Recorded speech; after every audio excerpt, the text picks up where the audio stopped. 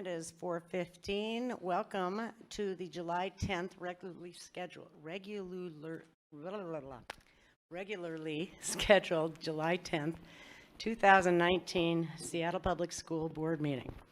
As we begin, we'd like to acknowledge and honor the First Peoples of the Puget Sound Territories by acknowledging that we are on the land of the coastal Salish tribes.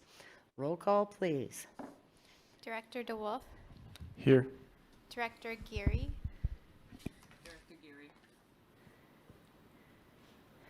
Here. Director Mack, Here. Director Pinkham, Present. Director Harris. Present. And Director, did we get Director DeWolf? Okay, and Director Burke is traveling. And thanks very much to Directors Mack and Gary for phoning in from their travels and vacations as well. This board works hard. If everyone would please stand, if you so choose, for the Pledge of Allegiance. To the flag of the United States of America and to the republic for which it stands, one nation, indivisible, with liberty and justice for all. We do not have student performances today, unfortunately, because they are usually a highlight. Madam Superintendent, the floor is yours. You're up. Okay, thank you, everyone. This is my very brief tonight, so we have a good, we have a nice celebration to have tonight at the end. So a few things going into it. Michelle Ramirez, School Board Office Administrator, she won a surprise Turtle Award this last week. It was actually during her work bridal shower, so that's why the headgear on there. Michelle has worked tirelessly and with a great smile to fill both her role and Allie's role for the past 3 months. She's off to start a new job as the head administrator at the newly remodeled and reopened Magnolia Elementary School. She will be sorely missed, and I wish her the best of luck. And also welcome back, Allie.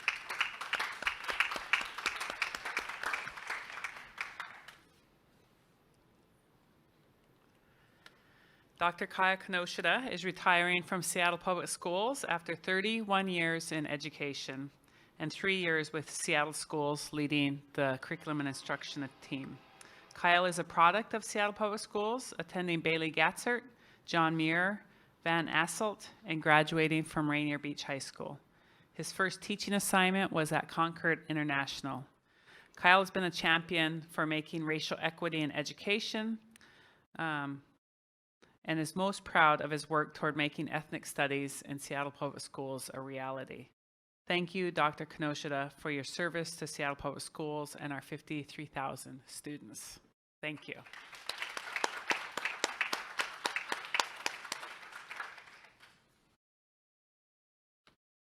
Bruce Scoura, Director of Facilities Operation, has been with Seattle Public Schools for 11 years, overseeing custodial services, maintenance services, environmental services, grounds, self-help, and property management. Midway through this year, Bruce stepped in to help with transportation as well. Bruce's knowledge and commitment has helped deliver great things for students each and every day. We thank you for your efforts, and we wish you all the best in your new position.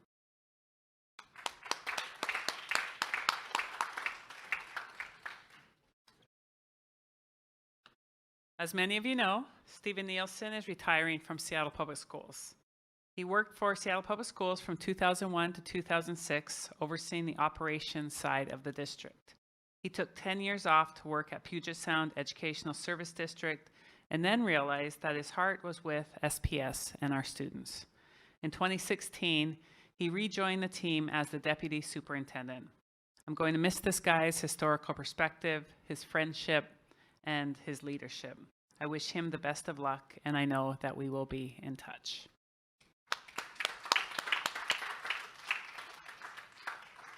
His retirement started today, so he's absent from the board meeting. Yep. I attended my first of what I hope will be many Seattle Pride parades. What a great way to celebrate the diversity of our students. There were a lot of people gathered, a lot of young people. It was really an awesome event. And I just want to give a huge shout out to Lisa Love and her team for their never-ending commitment to this work and for organizing this great group in the parade. And finally, our wonderful Seattle voters approved 2 school levies in February. These funds are critical for our day-to-day operations and our needs to upgrade our school buildings. Schools First Seattle is the campaign organization that works to help pass Seattle Public Schools levies. It's a grassroots, citizen-based organization founded in 1995. Its primary mission is to inform voters about upcoming school levies and to direct efforts towards ensuring their passage. Schools First comprises of a volunteer board of directors who work together to meet its mission. This year, Schools First presented a positive and inspiring vision to the voting public and spoke to many Seattle voters, groups, and organizations about the need for passage of our levies. In the early 1990s, 5 Seattle Public School levies failed. And that's when Schools First Seattle was formed. Since then, and for the past 24 years, all 15 of our levies have been approved by Seattle voters by wide margins. Their continued existence and their tremendous leadership demonstrate the commitment of citizens in our city who care about our public schools and provide information to Seattle voters when considering levy ballot measures. I just want to personally thank you for your leadership on those efforts, for working with us and for us so diligently, and for our 53,000 students who will really reap the benefits of your work. So everyone, please join us in honoring the dedicated members of Schools First Seattle with the 2019 Seattle Public Schools Citizen Service Award.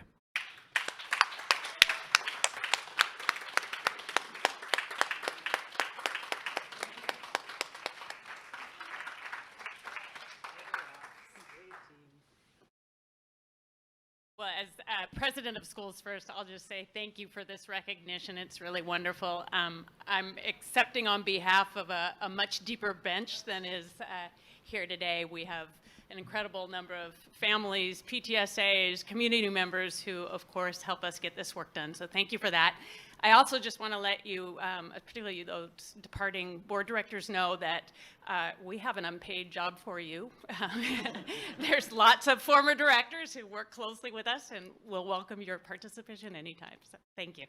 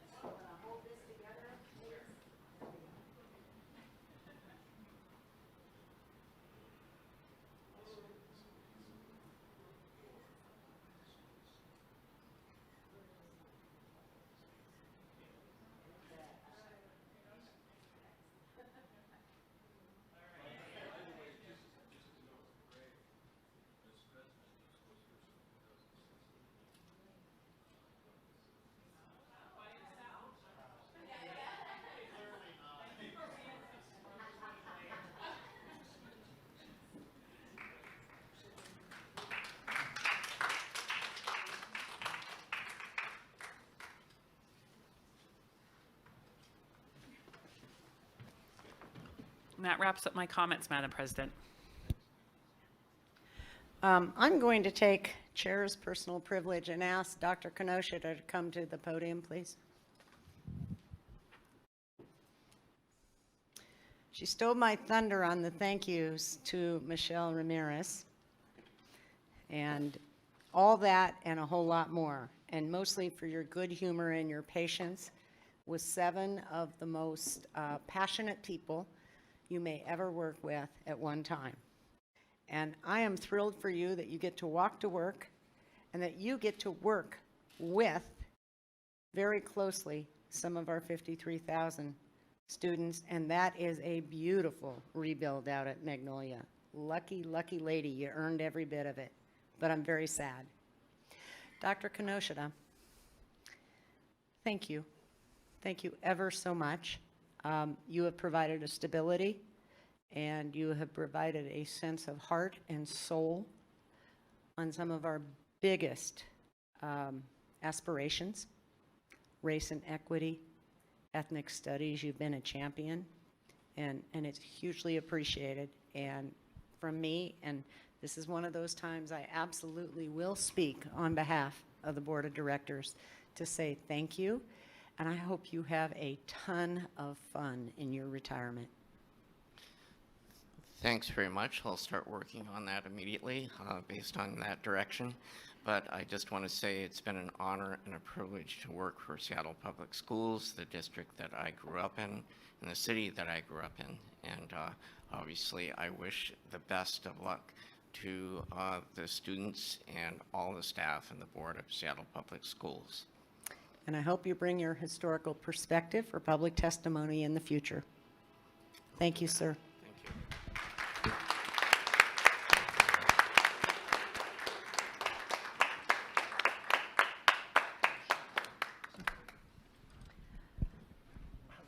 Okay, we don't have student comments tonight. So we are at the consent agenda. I'll note that the minutes for the June 26, 2019 regular board meeting were updated in the Post today to reflect a public comment provided by an elected official during the superintendent comments. And thanks to members of the public that point this out to us and pointing it out graciously. Much appreciated. We do listen. We do act. Thank you. May I have a motion, please, for the consent agenda? Director DeWolf. Taking over. Yes. So moved. I move approval of the consent agenda. I'm very sorry. First day taking over VP role. So I move approval of the consent agenda. I second.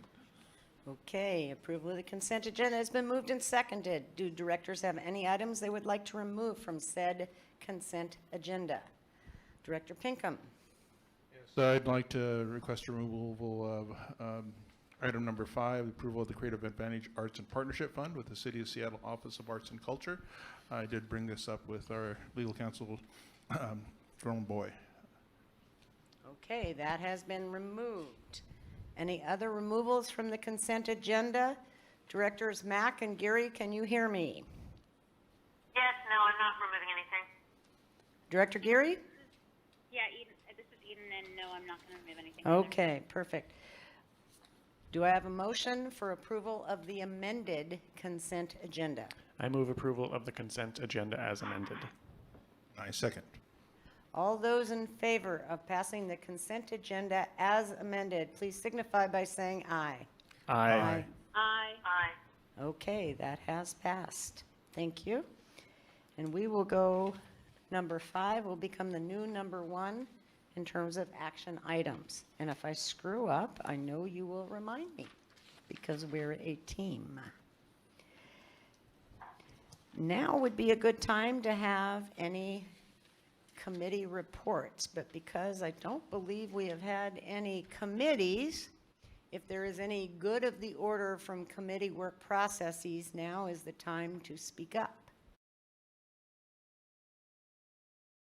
Hearing none, then we'll go to individual director comments, and you will have the opportunity to reflect and speak regarding public testimony.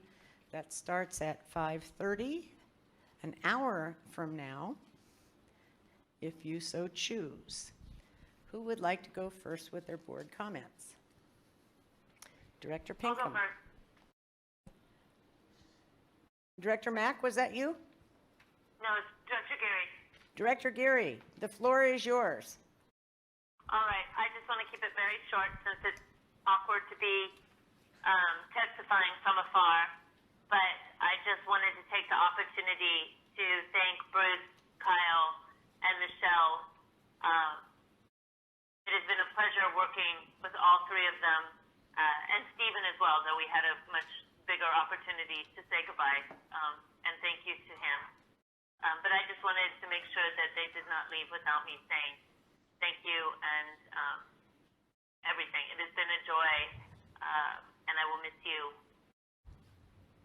and miss your presence and smiling faces and the hard work that you do for the district going forward, and that I wish you all the absolute best and hope that you will stay in touch with us one way or another.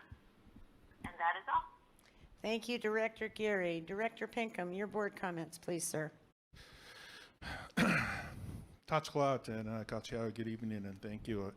I too want to just say show my appreciation and thank you to Kyle Kinoshita for all that he's done here, that we're able to get the ethnic studies moving forward, and also that we're able to get the native languages, including, that's I think a big step for me to see that happen with the Seattle Public Schools. So thank you for all the work that you've done for Seattle schools and other schools. I know that you're with up there at the Marysville, I believe, district as well. Bruce, wherever you're at, thank you for all your work that you've done for us as well.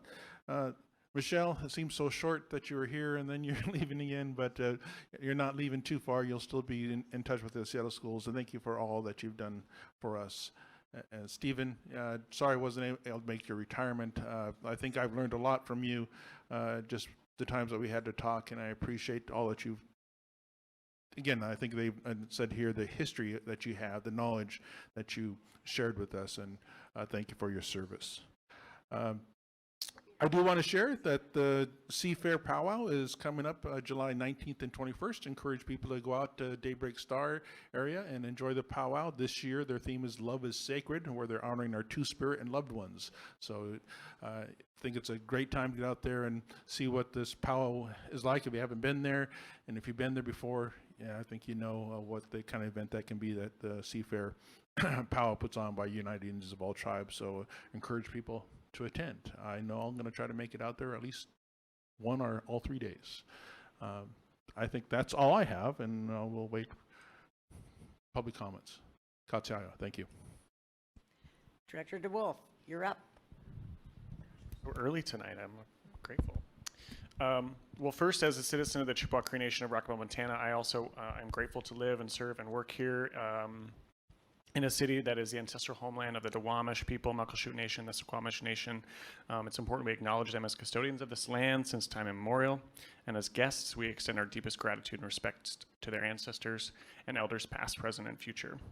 I just want to share more gratitude too. I'm really grateful to President Harris, Directors Mack and Burke for your incredible support and collaboration, as well as our labor partners from the building trades and Superintendent Junot and Fred Podesta, as well as Bruce Scoura for your collaboration and support as we're bringing the student community workforce agreements one step closer to reality here at Seattle Public Schools, which will be a first in the state. So we're really excited about being able to make some history. I also wanted to thank, last night I was able to visit, had a parent-family meeting with folks from Bailey Gatzert and was able to kind of hear some of the concerns that have been going on there. And so really both grateful to them for sharing their stories, but also being able to continue to advocate for some of those concerns in the process in here at the district. So hopefully we'll have some good news for them. The only last thing I wanted to do, as is tradition, I wanted to just read a poem here from one of our students. Her name is Kylie Mack.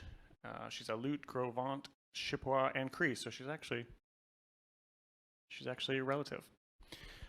And it's called Proud, as the whole book is. It's from the Shikachi program, and I just want to elevate the fact that I'm really excited about the Shikachi program. We expanded the program from West Seattle at Denny and Chief Sealth up to the north as well at Nathan Hill and JAM. So really, really grateful that we have strong Native American education program here at Seattle Public Schools. Oh, JAM, sorry, Jane Addams Middle School. So here's this poem, Proud, by Kylie Mack. I don't think related to Director Mack. I'm proud to be Native. To be Native, you know about what happened in the past, and well, it sucked. That does not stop me from being true to my roots and practicing my heritage. I am proud of my past, present, and future. The tribes I represent are Gros Ventre, Chippewa, and Cree. I'm registered with the Ahusan and Chippewa tribes. I'm also enrolled in Turtle Mountain. I am the head wolf's daughter from my dad's side. If my dad was still in Canada, he'd be the chief. I am proud to be a part of a strong family. I am proud to be Native. Yeah, I'm looking forward to a really eventful summer with our appointment process. I know we're all first-timers in the process, so really looking forward to connecting and hearing from the folks that have put their names in the hat, have read through the information that they've sent in, and so I'm really looking forward to having a whole new process to go through this summer. So we'll be here a lot. Director Mack, did you wish to make comments? Yeah, thank you. I'll also keep them short. I want to ditto the great thanks to all of the staff that has provided so much expertise and, frankly, love and commitment to supporting our students. You're going to be sorely missed. Michelle, I'll be seeing you in the neighborhood, so I'm glad you're not going too far. And I did want to say from a committee report update, just so folks have it on the radar, that there will be a work session around the student assignment transition plan and boundaries coming in September. I don't think we've gotten that scheduled yet, but staff's working on holding various engagement meetings with the communities around the topics that are on the table, and I just met with them yesterday, and that I think it's going to be we'll have a really good meeting in September and some good steps forward for the 2020 plan. So I'm really encouraged, and I don't have a ton more to say. It is really awkward to be doing this over the phone and not actually looking at people when you speak from the dais. So I'll sign off and continue listening for the rest of the meeting. Okay, last but not least, I have a community meeting scheduled Saturday, July 20th, 3 to 5 at the West Seattle Library. It's one of the old Carnegie libraries. Our meeting room is in the basement. That's not quite so attractive, but you have a 1 in 3 chance of lasagna. And staff, you are more than welcome. And I really wish you'd come because they are rowdy, they are thoughtful, sometimes painful, but excuse me? I said it sounds delightful. I look forward to seeing you there, Madam Superintendent. It is indeed delightful. I really encourage y'all to come because hearing from your neighbors and brainstorming ideas and hearing about issues before they become emergencies is part of the cultural change that some of us believe very strongly in, that if we deal with issues openly before they become crises and we work together to solve them, then we're all that much stronger. And again, we feed you, and even if you don't get lasagna, community members bring cookies and coffee and baked goods. And I am very lucky and very blessed to have such an extraordinary community to represent. The work doesn't stop even though school is out. The cell phone continues to blow up. The emails continue to blow up.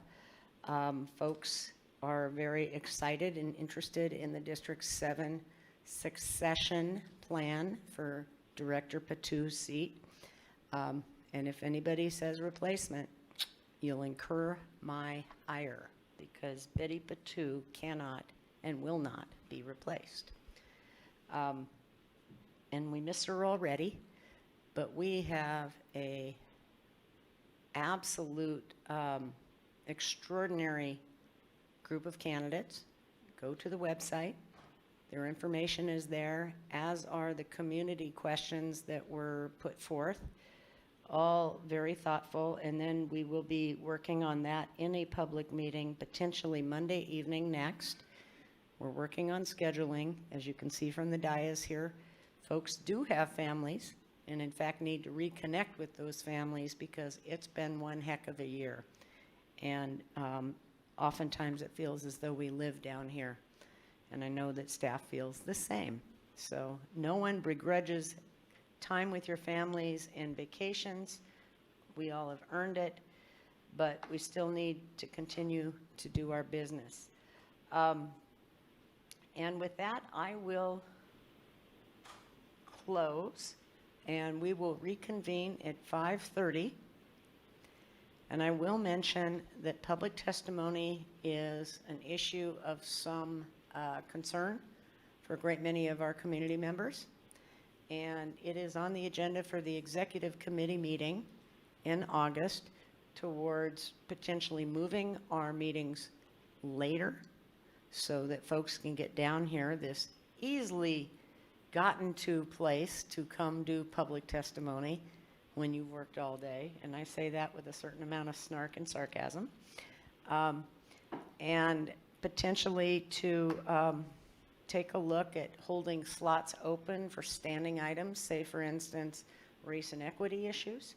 Because right now, the way that our sign-up starts, the folks that call in at 8 o'clock and are testifying about action items, not intro items, action items, get the first 25 slots.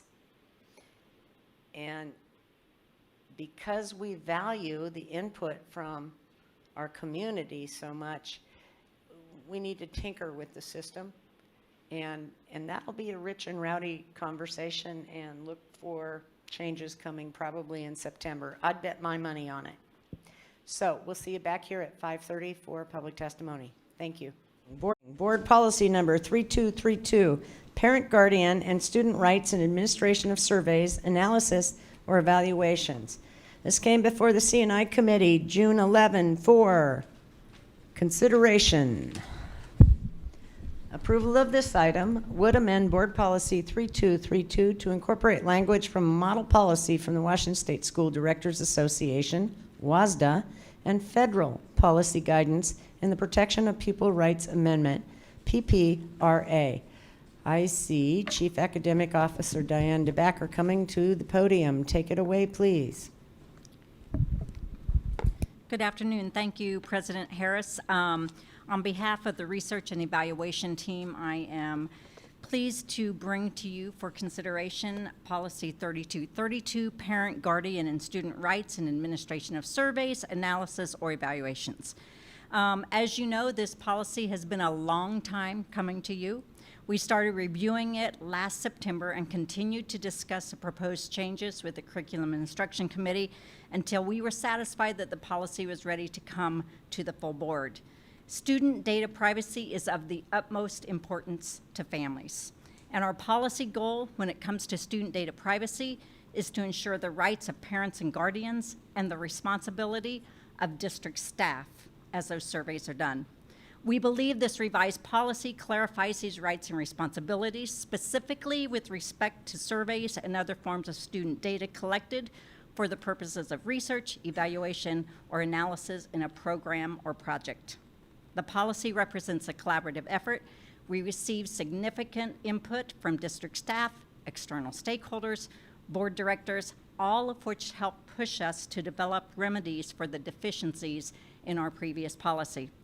And I want to acknowledge that as we bring this forward, the Curriculum and Instruction Committee asks that we do so contingent upon two things. First, they ask that we revise the policy to improve transparency so that families can easily understand their rights and protections. We therefore departed from the WASDA model and the WASDA language, rather, and we recrafted it so that it is a clear declaration of rights and responsibilities while maintaining references to federal law and the Protection of Pupil Rights and Amendments, or PPRA. For example, our most recent changes now detail the specific cases for opt-in and opt-out parental consent. So it's much clearer in that regard. It also distinguishes this policy from that of 4280, which is about external researchers and our own research review process. The second thing that the committee asked us to do is they asked that we complete the superintendent procedures in time for the board to fully review those in August. We are on schedule for that as we review those procedures. We'll continue our engagement work. We'll take questions from each of you with that, but you will have those procedures to review or look at as you consider the policy that comes before you. There are a couple things that we want to keep in mind as we look at that, at the procedures: the rights of parents to inspect the surveys or other materials that are used to collect student data, notification requirements to families about future data collections that may be coming their way, and finally, detailed information regarding the opt-in and the opt-out procedures. As mentioned, we are on schedule to meet the August deadline, and in order to do that, and why we're bringing it to you today, is that we want to have an insert in the back-to-school packets so that families know that that we're working on this. We believe that the revisions that we've made so far represents the feedback that we've received from external, internal, and each of you.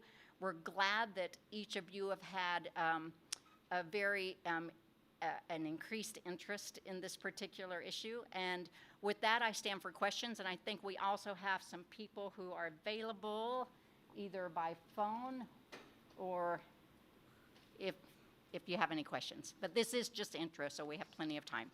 Questions?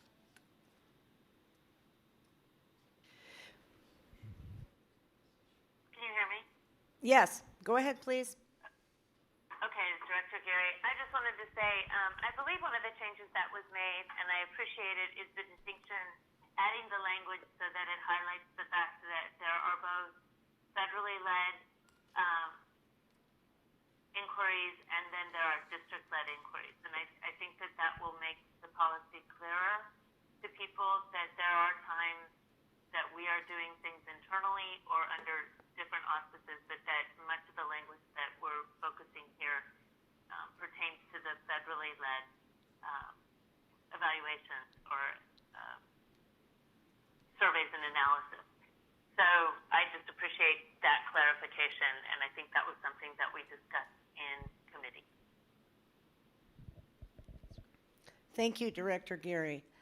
I have a question for you, and that would be, if they're going in the student first day packets, you get a ream of paper, some of which has to be filled out and turned back in, different colors. Does it get lost in that package? I suppose it could get lost in the package, but that's not the only thing that we're going to do in order to make sure that others are aware. We will be working with our principals, making sure that they are aware of the changes. As we know, there are many people that interact with schools, especially as we think about community-based organizations that may want to do some type of a survey with the school. So what we'll be doing with the principals is alerting them to the change in this policy and alerting them to what needs to happen before they give access to any student data or any student input. So we'll also be doing that.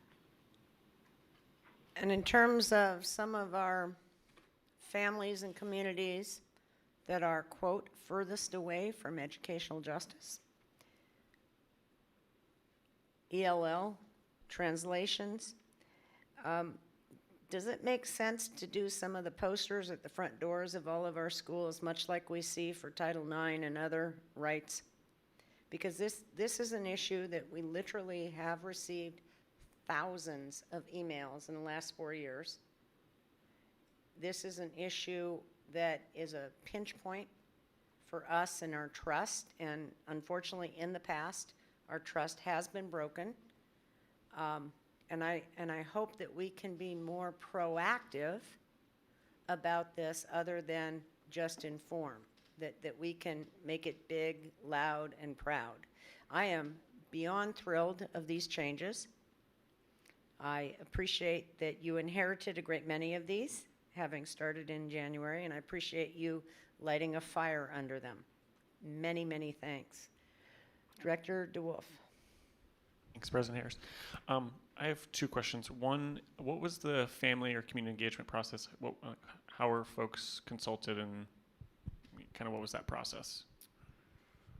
I'm not sure that I can answer that specifically. Dr. Eric Anderson and Dr. Jessica Sanders have worked on this. We will bring that back to you and get that information to you with specifics around that. Okay, that's great. And then the only other thing was in the board committee recommendation in the document that I'm reading. It says on June 11th, this was moved forward with a recommendation for approval, but we're hearing it as consideration today. So just to be thoughtful about what actually was it in that meeting. The community engagement, you've got 3 paragraphs here on the proposed bar with many of our community-based organizations and fellow governmental entities listed, I was just and the trying to give an community opportunity for engagement, public. and the community engagement toolkit was used, which pleases me no end, as we know that's one of my pet issues at best. And I'm thrilled about that. I'm also thrilled that we're working with the county, because we've accepted grant money in the past, and some things did in fact slip by us, but again, we've fixed that. And we do listen, and I'm proud of the fact that we have addressed this fact. So here's one of those will of the body issues. We have 20 folks signed up for testimony. We have 13 on the wait list. And I'm wondering if we have some of those 20 folks, maybe 10 folks that would be willing to come forward, that are available now to start public testimony. This is videotaped. We have a record. We have, I appreciate the folks that are nodding their head no, but I also appreciate that we are on video, and I also appreciate that I've received a legal opinion that we're in good stead here, as long as we continue our public testimony at 5:30. Again, I remind folks that our directors, 2 of whom have called in on their family and vacation time, have made room in their schedule, and I would not like to have dead air here. So let's go with 10 folks to testify. That leaves some room open for those so that we can work with the wait list when we reconvene at 5:30 after the 10 folks. We'll take them in order. 10 folks testify, then we'll take a break, then we'll start up at 5:30 so that no one is cut out of the loop. Can you start with the 3 names, please? And I will read the public testimony information as soon as, here we go. In accordance with Board Policy 1430 and corresponding Board Procedure 1430 BP, and I'll read this again at 5:30 for those that are shaking their head. 1 person is to speak at a time. Comments will be directed to the board. Please adhere to the time limit on testimony. You will have a yellow light when you have 30 seconds left. After 2 minutes, the red light will come up. Please cease your comments at that time. Please respect the rest of the community.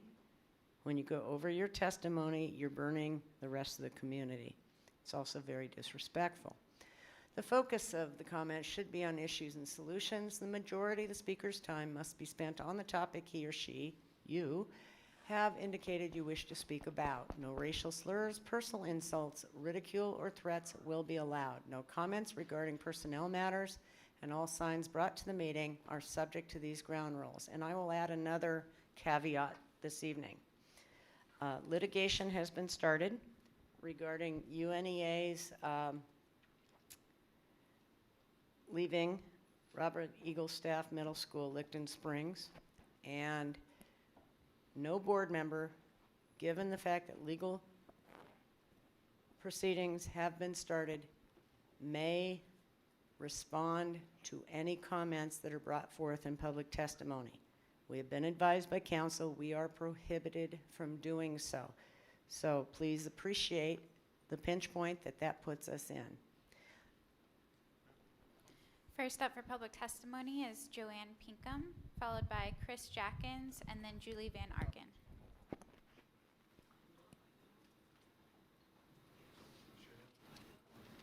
Okay, it's been pointed out to me, if someone doesn't want to testify now, you still have your space at 5:30 because we're only taking 10 folks.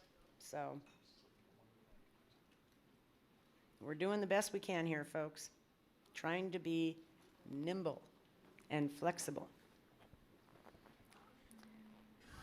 So, Joanne? No? Okay. Chris Jackins? Excuse me, sir.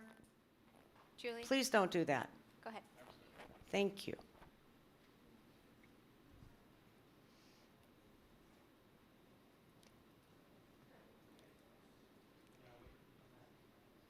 If you would like to wait and come back, you may, sir. You're welcome.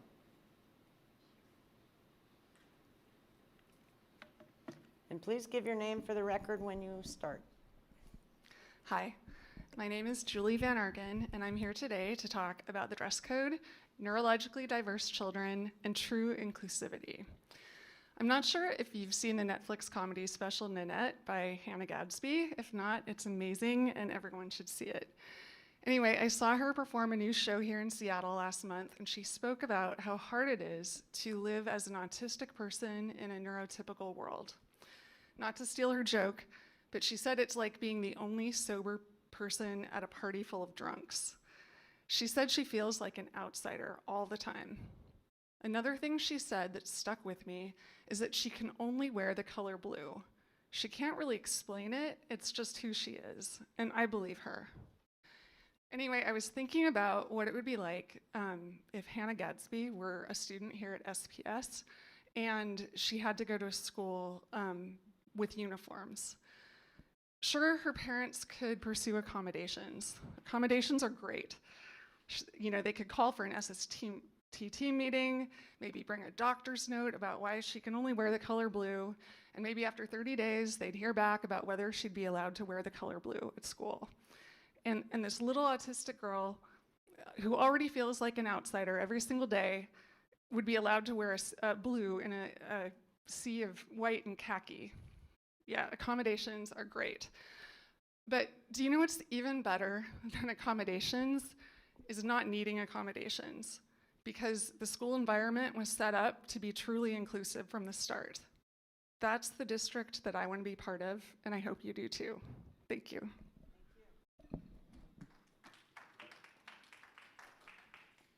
David Simonton.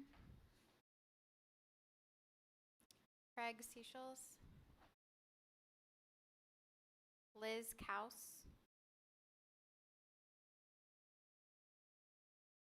Tuesday Chambers. Marjorie Alden Dowd. Carol Simmons. Chandler Charles. Alex Zimmerman.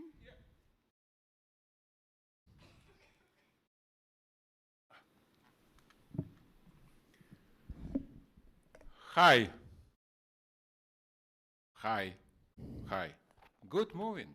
That's exactly what as I speak about this. Sie Heil, my dirty low-class Führer.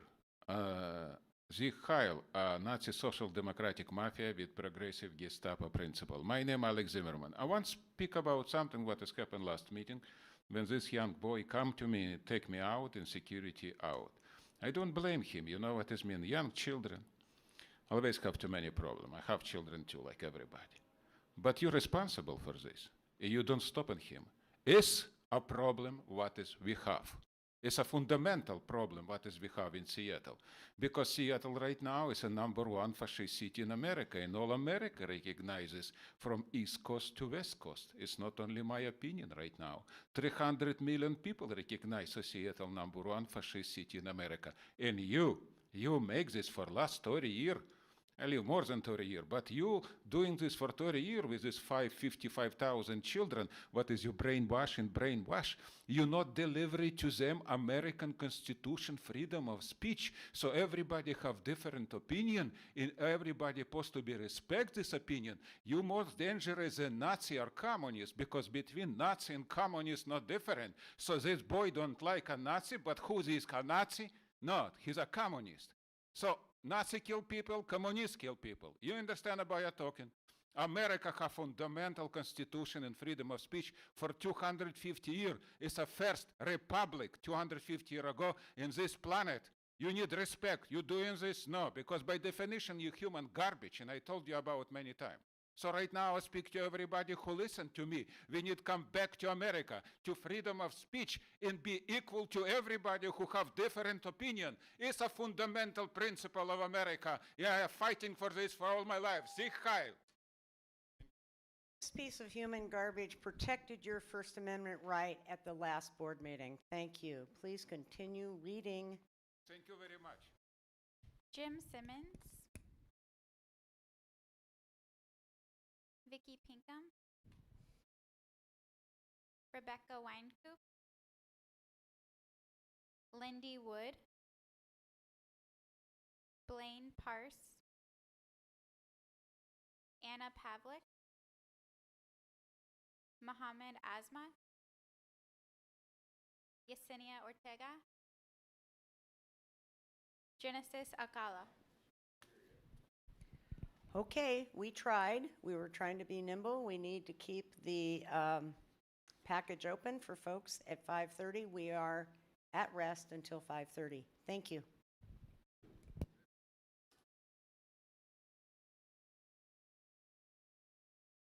I'm going to call back in then.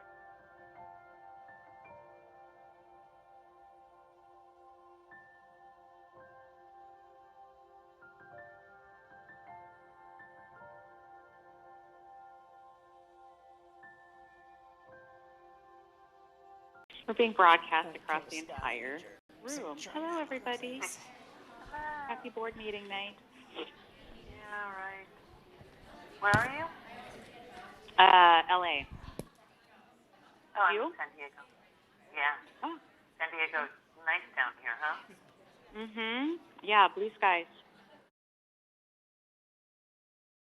Okay, ladies, we can hear you, and it is 5:30, and we are reconvening for the purposes of public testimony. And for those of you I all wonder if that they have a... and for those of you all that are listening, Are you guys We're on. We're just. they are. Yeah. Yeah. They are. Okay, we're gonna. I'm gonna mute now. Okay, me too. Okay. For those of you all that are watching on Channel 26, hello, welcome, thank you for watching. Because we had such a long stretch of time prior to reconvening, we tried to be flexible to have some public testimony. So we had public testimony from Julie Van Arken on the issue of dress code. We had testimony from Alex Zimmerman. And we had a third person testify, did we not? Or just two? Okay. And we also went through the intro item that I will read the title for the record, so you need to back up when you're watching the streaming tomorrow. And that's to approve Board Policy 3232, Parent, Guardian, and Student Rights and Administration of Surveys, Analysis, or Evaluations. Now we are back on the record. Would you please read, I'm going to read the public testimony rules. I promised I would, and I will.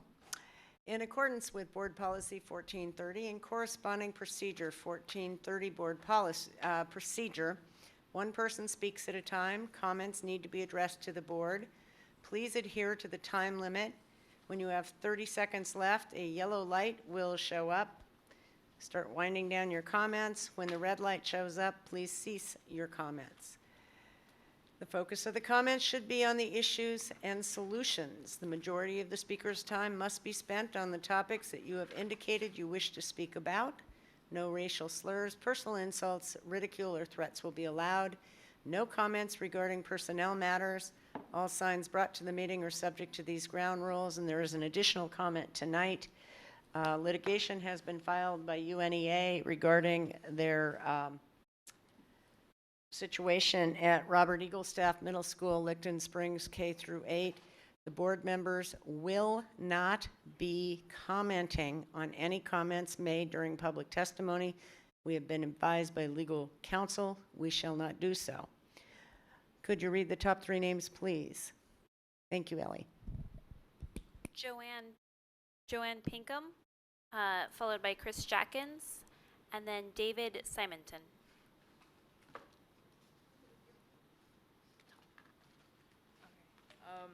My name is Joanne Sayers, and I have 3 topics to speak about. 1, the African American Academy helps serves the most at-risk youth and helps them to thrive. It's also the same for Indian Heritage High School. You say you want to see students succeed, but closing those schools logically isn't going to help anyone, especially those kids that you say that you want to see them succeed. closing those schools doesn't make any sense. Just because you have a personal thing that you don't really, I don't understand.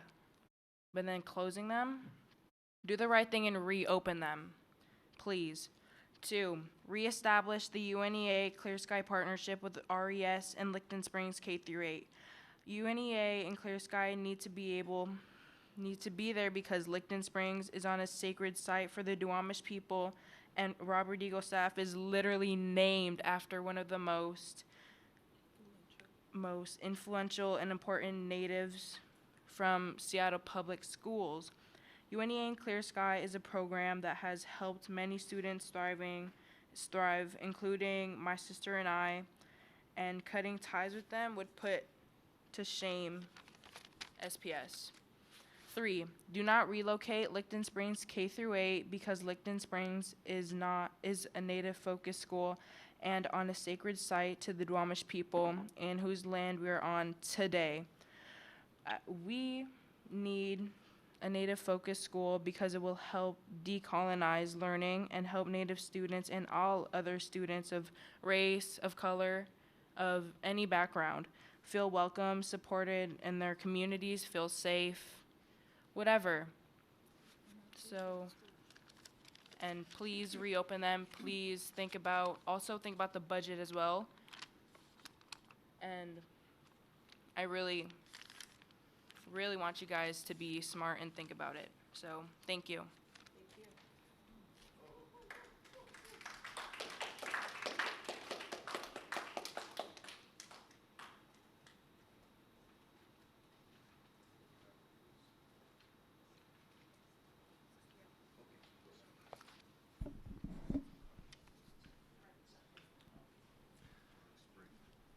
My name is Chris Jackins, Box 84063, Seattle 98124. On the personnel report, 3 points. Number 1, these reports continue to note the departure of a number of valuable staff members. Number 2, the list has recently included Kyle Kenoshita, Lucy Morello, Stephen Nielsen, Tom Redmond, and Bruce Gowra, and Michelle Ramirez, I hear tonight. Number 3, I wish to thank all of these staff members for their service to Seattle Public Schools. On the tribal history and culture instructional materials adoption, the Duwamish Nation should not be ignored. I invite the board to reconsider its actions. On amendment number 1 to the budgets to reestablish a Native American focused option school and to reopen the African American Academy. 3 points. Number 1, some years back, the district wrongly closed Indian Heritage High School and the African American Academy. Number 2, this amendment would bring these schools back to life. This is a good idea. Number 3, included in the board report is a letter in support of the amendment. Signers of the letter include the chair of the Duwamish tribe, a past principal of the African American Academy, an active member of the deaf and hard of hearing community, a past chair of the King County Democrats, the current education chair for the Washington State NAACP, a longtime member of the Operating Engineers Union, and a past president of the Seattle Council, PTSA. Please vote yes. My thanks to Director Scott Pinkham for bringing this amendment forward. Also, this is the first time I have seen no quorum of physical school board members present at a regular board meeting. Thank you.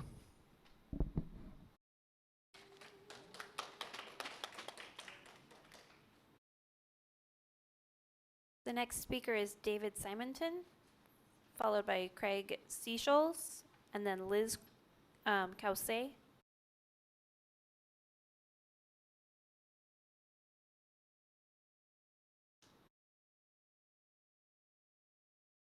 David Simonton. I think the next speaker then is Liz Krause.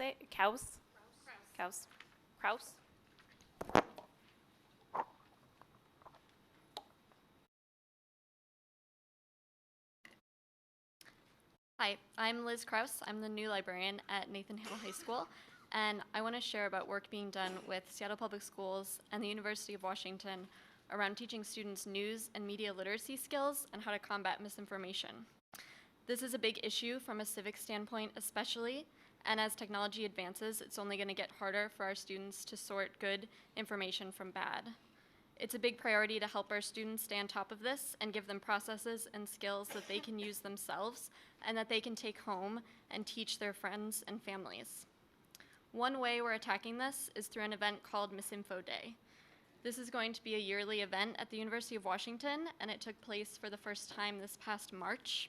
You have the schedule for this year's event in front of you.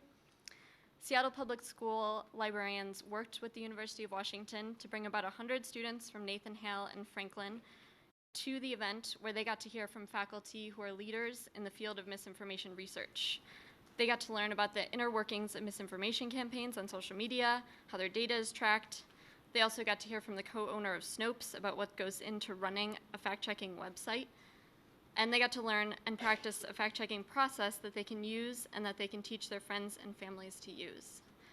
Next year, the organizers want to involve our students in planning the event so that they can be sure to address the questions that are most meaningful to them. And the libraries are really looking forward to being part of that process as well. I invite you all to come to Misinfo Day next year so that you can see the great work our students are involved in. Thank you.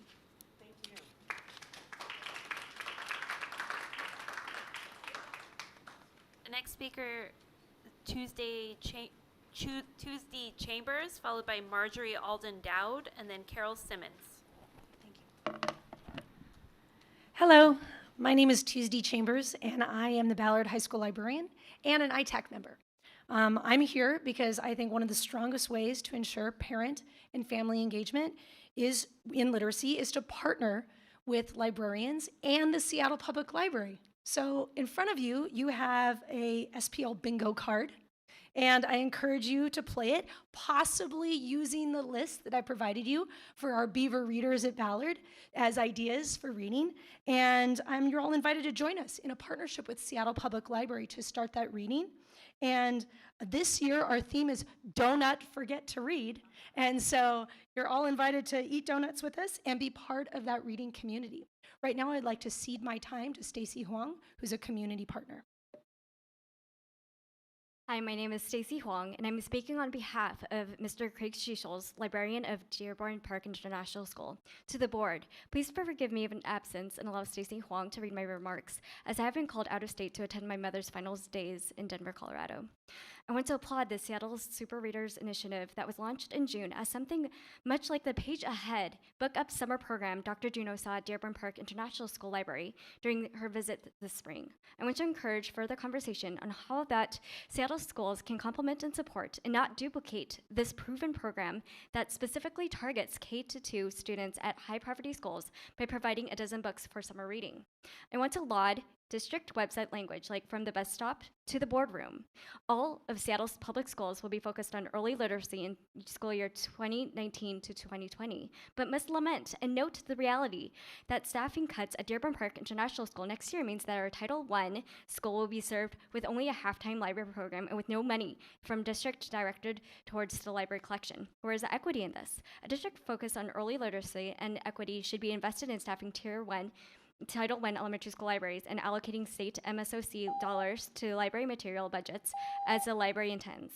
I want to invite the superintendent and board members and district leaders to visit us sometime during the last 2 weeks of August as 35 Dearborn students enjoy a 2-week literacy camp Read-A-Rama.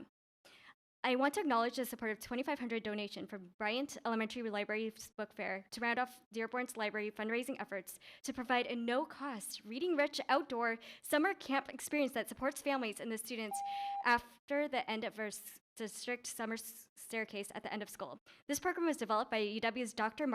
Michelle Martin, deserves your attention and consideration as our district advances the 5-year strategic initiatives and supports Seattle super readers at all Title I elementary schools. Thank you so much.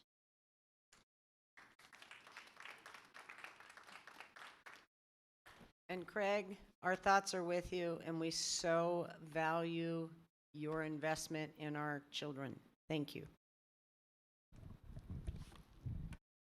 Hello, my name is Marjorie Dowd, and I'm also a librarian. I'm the librarian at Coe Elementary in Queen Anne. And this year we were lucky enough to have a visit from Superintendent Juneau. Unfortunately, she I'm came having to a hard our... time hearing.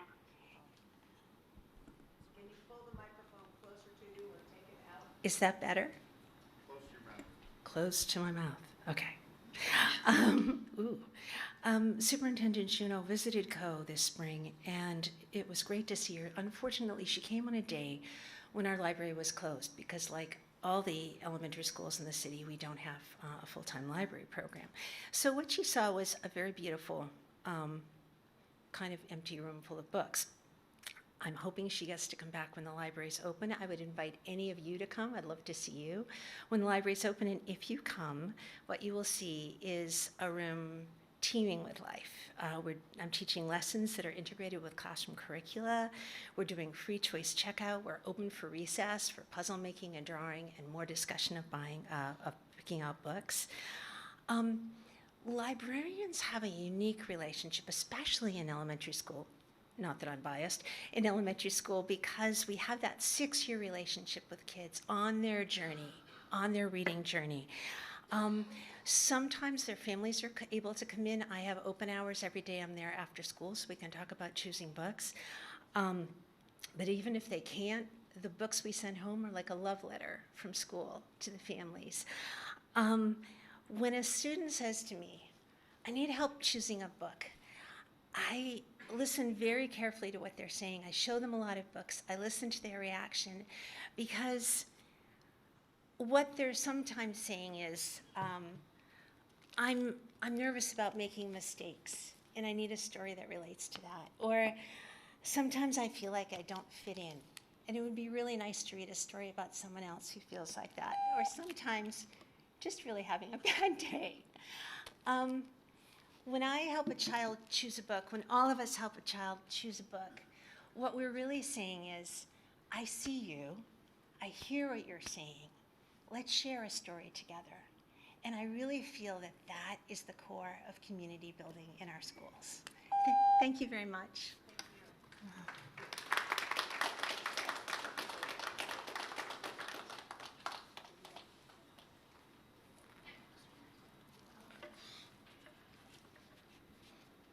Joining me. My name is Carol Simmons. I am requesting that you withhold your vote on the budget until 1, UNEA Clear Sky partnership with the district is resumed, and that UNEA Clear Sky is returned free of charge to the Robert Eaglestaff site of Licton Springs, and that a memorandum of understanding is made with the superintendent. And also, number 2, that the reestablishment of Indian Heritage High School and the African American Academy is assured. It's never been about the budget. It's about priorities. Thank you.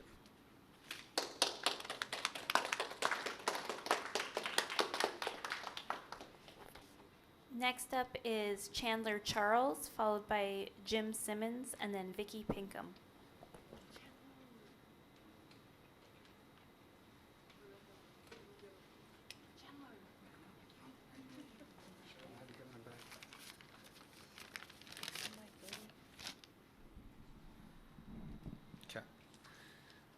Yate Chandler Charles in Shed, my discussion in Islam, but Adnie Bashis Chin, Tobaj Naz Dashiche, Ashe Dashanelle.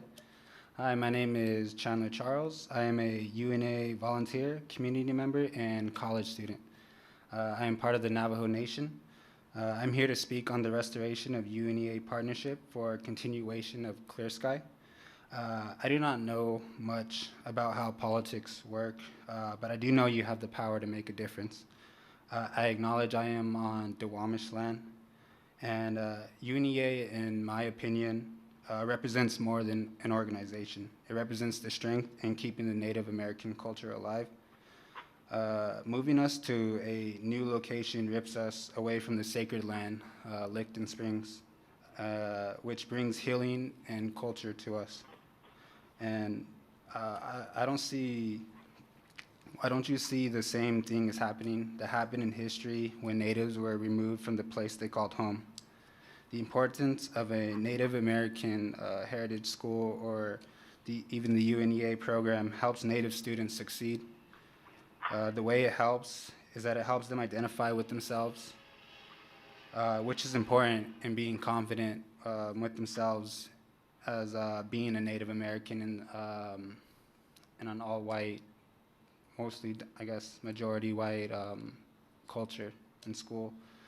And throughout history, Natives have historical trauma, and with this issue, only brings more trauma. And so I just ask that you just keep your mind and heart open and just look into more of this and ask for your support. Thank you.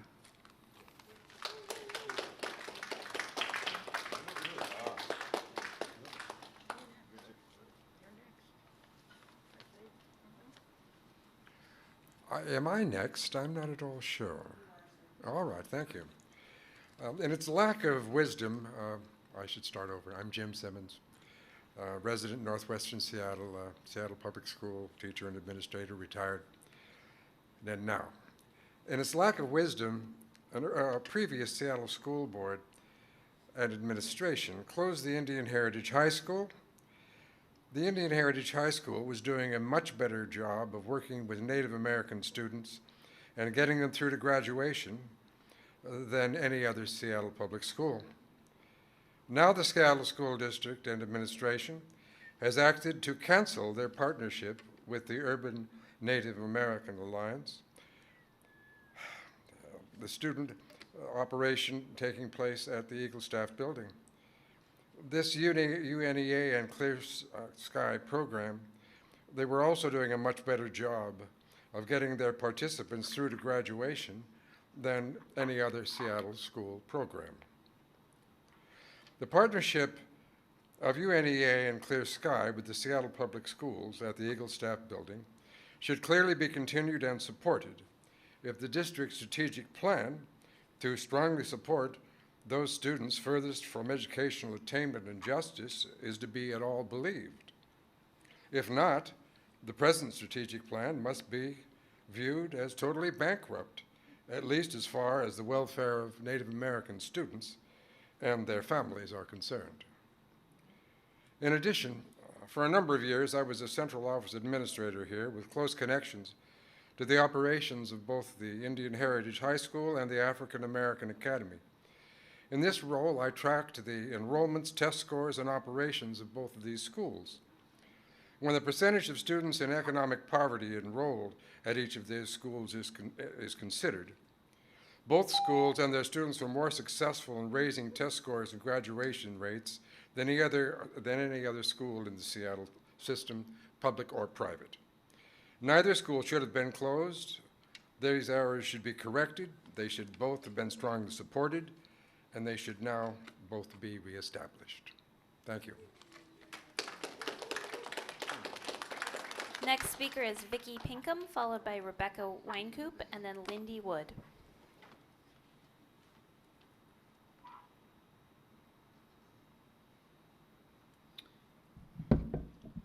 My name is Vicki Pinkham, and as you know, I was here 2 weeks ago to speak on restoring Indian Heritage High School and the African American K-8 programs, as well as the Duwamish Resolution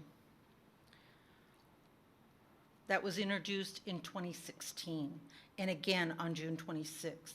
As I was watching the June 26th board meeting, and the rest of the directors indicated that they were so surprised that they did not realize that Scott was going to bring forward this resolution. I find that ludicrous. How can you be surprised when you're on a television station? But maybe you guys are forgetting, I don't know. Apparently you're forgetting where you're at. And today we're on Duwamish land. We have a Duwamish descendant here. But that doesn't matter, because your motto, in essence, says, the Seattle Public Schools webpage states, and I quote, "Our students come first." This is in bold letters. And it says, "We believe it is essential to place the interests of students above all others in every decision we make. The core work of Seattle Public Schools is supporting student learning." That's not true. You can just take that right out of your mission statement. Because when you close the African American Academy and the American Indian Heritage School, and now severing ties with UNEA and Robert Eaglestaff, you're saying essentially that my children, my Native children, are not worth it. We've got a Native American superintendent that we were so happy that we thought that maybe she was going to do something for us. But in reality, she's taking whatever she's taking from Muckleshoot, standing with them and being honored when she wouldn't even come to any of our programs to figure out what we're doing on a volunteer basis. We are doing this voluntarily for the last 12 years. When Hachusita wouldn't step down there, they say, oh, that's Sarah's program. Well, you know what? They're getting paid, and they don't come north of the of the Ship Canal Bridge, and that's unacceptable. I don't know why you guys are sitting there acting surprised about different things. I'm being served on Friday saying that nobody was here to be accepting the petition to be filed against the Seattle Public Schools. It's amazing.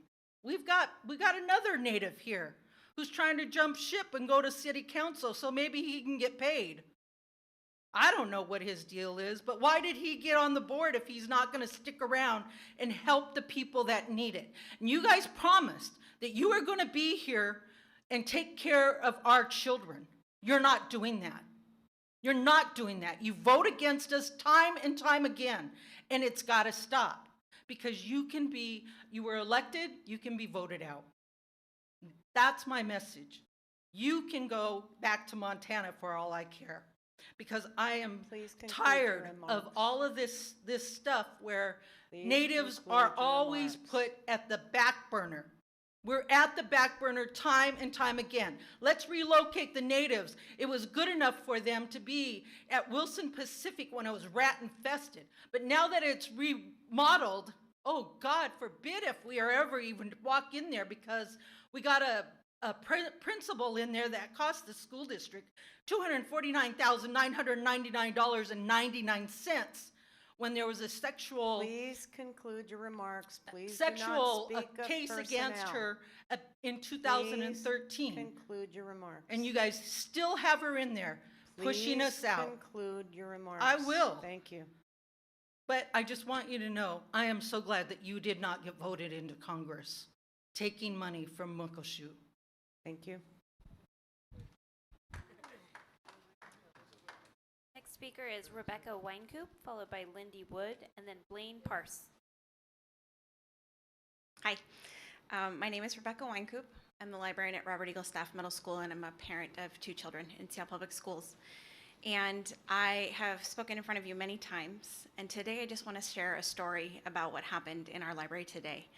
I had the joy of opening our library this summer for 3 hours, 4 days, and it is a phenomenal thing. Our theme this year is summer reading, no problema, and today we had a real live llama in our library for 2 hours. It's a thing, a therapy llama. And for 2 hours, we had over 200 students and their parents and their siblings in our library doing crafts, playing games, taking selfies with the llama, checking out books. We checked over 300 books out today to students and their siblings and their families. And we had students from the ESY program that's in our building. We had students from the Licton Springs summer program in our library today. And it was a phenomenal community event that really highlights the importance of libraries in our schools. And I wanted to share it with you today because I couldn't do it without a principal who's supportive of our program. I couldn't do it without a budget to have the books that kids want to see. I couldn't do it without a PTSA that's willing to give a little bit of money to pay the lovely woman who brought her llama to us today. And it's not just me, and it's not just the collection, and it's not just the space. It's a conglomeration of a lot of people putting a lot of time and effort into really building a space that serves as a hub for our community at large. And I just wanted to share it with you. Thank you.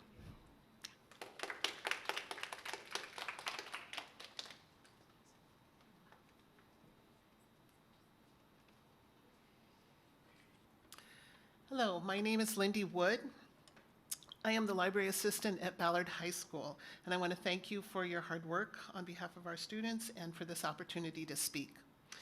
Because there are 2 trained professionals in Ballard High School Library, we can visit classes, we can run book clubs, we can be open when families actually need us to be open before and after school. Even the extended day or the shortened day on Wednesday, we're open until 4:30. We can also run a makerspace and workshops. Our makerspace is a place where kids and adults can explore materials, techniques, and devices. We've had parents drop in to help us put together jigsaw puzzles. We've had teachers learn from their students how to silk screen. We've had students make Marita Dingus style figures and Polynesian stick charts and Valentines, because the library is where you go when you want to find out stuff. Kids, teens, adults, everyone. And I invite you to visit our library to find out what a high school library can be. Thank you.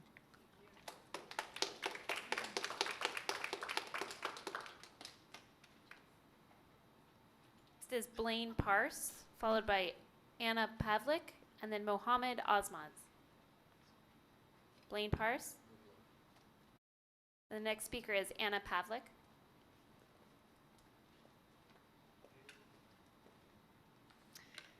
Good evening. My name is Anna Pavlik. I'm the Labor Equity Program Manager at the City of Seattle in the Department of Finance and Administrative Services. I'm here tonight to, on behalf of the City of Seattle, I wanted to make sure first that you've all received the letter that Mayor Durkin sent on July 3rd. I have a few copies if you haven't. But basically, I'm here to share from the Mayor that we really applaud your efforts in taking up the issue of community workforce agreements on your BEX 5 capital projects. As many of you know, the City of Seattle implemented a similar program back in 2015, which prioritizes the hiring of residents that live in economically distressed areas of Seattle and King County. And as a city, we've seen over $10 million in additional wages from those construction workers going back into those low-income communities that would not have gone there otherwise. We've also been able to have success in our development of partnerships with private developers on the arena at Seattle Center and in the Seattle Asian Art Museum addition. So we're here to offer support because we've been at this for over 4 years and are more than willing to set aside some time and provide technical assistance to you as you consider options and think through the benefits to your students, graduates, and their families. I also want to recognize our partnership with some of the other public agencies in the region, such as WashDOT, King County, the Port of Seattle, and others. They've been implementing similar programs to ours here at the city, and so we're all here available to support and have put investments and resources for construction training and worker retention services to ensure that community members in construction careers gain access to jobs on our projects. And I also want to give a moment to appreciate the work that you and your staff have done to revitalize the program at Rainier Beach High School for construction, career, and technical education. We stand ready to support you in all of these efforts as you consider the Community Workforce Agreement Task Force. Thank you.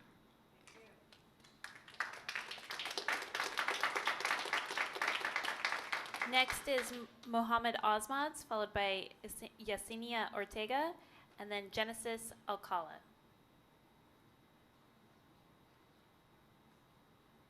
Is Mohammed here? Next is Yesenia. Next is Genesis.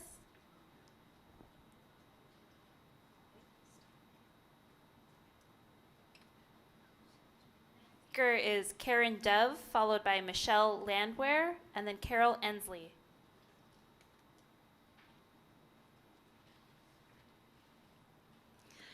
Good evening, Superintendent Juneau and Board of Directors. I'm Karen Dove. I'm the Executive Director of ANEW, a nonprofit organization that provides pre-apprenticeship training to individuals in King County. Our pre-apprenticeship is 11 weeks long and exposes students to the construction trades, gives them construction math experience, job site tours, physical fitness, and the soft skills training needed to successfully enter and complete the construction trades. Last year, ANEW trained over 180 individuals in the construction trades. 86 of these individuals were women and over 50% people of color. 76% of our graduates were placed in apprenticeships starting at over $20 an hour. These are good family wage careers with benefits, and many of these apprenticeship programs provide free college credits. We have all heard about the looming shortage of construction workers, and we all need to educate ourselves and our children about the family wage career opportunities in construction. I've been serving on both the City of Seattle and King County Priority Hire Advisory Committees, and I can attest that these programs work. We have seen an increase of women and people of color on these job sites, which means our money stays in our communities. And what better way to ensure that graduates of Seattle Public Schools have access to family wage careers in construction than by giving them a chance to build and work on the very buildings that educate the next generation. Take Gerard, a Seattle Public Schools graduate, a PACE pre-apprenticeship graduate, and currently an apprentice for Walsh Construction. He's not only earning nearly 6 figures in the construction industry as an apprentice, but he is actively recruiting other young Black men into the construction career because this program changed his life. I strongly recommend you adopt a CWA for Seattle Public Schools. Let's keep the money spent on Seattle Public School projects in our communities by ensuring the people in our communities, including our graduates, are working on the construction projects funded by our tax dollars. Thank you very much. Excuse me, can you just tell us what ANEW stands for, just for the record? Because you mentioned ANEW, I just want to make sure.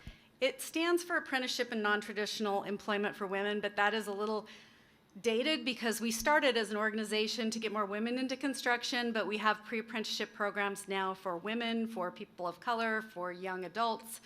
So we use the term ANEW instead of spelling it out. Thank you. Next is Michelle Landwehr, followed by Carol Ensley, and then Che Se-yun.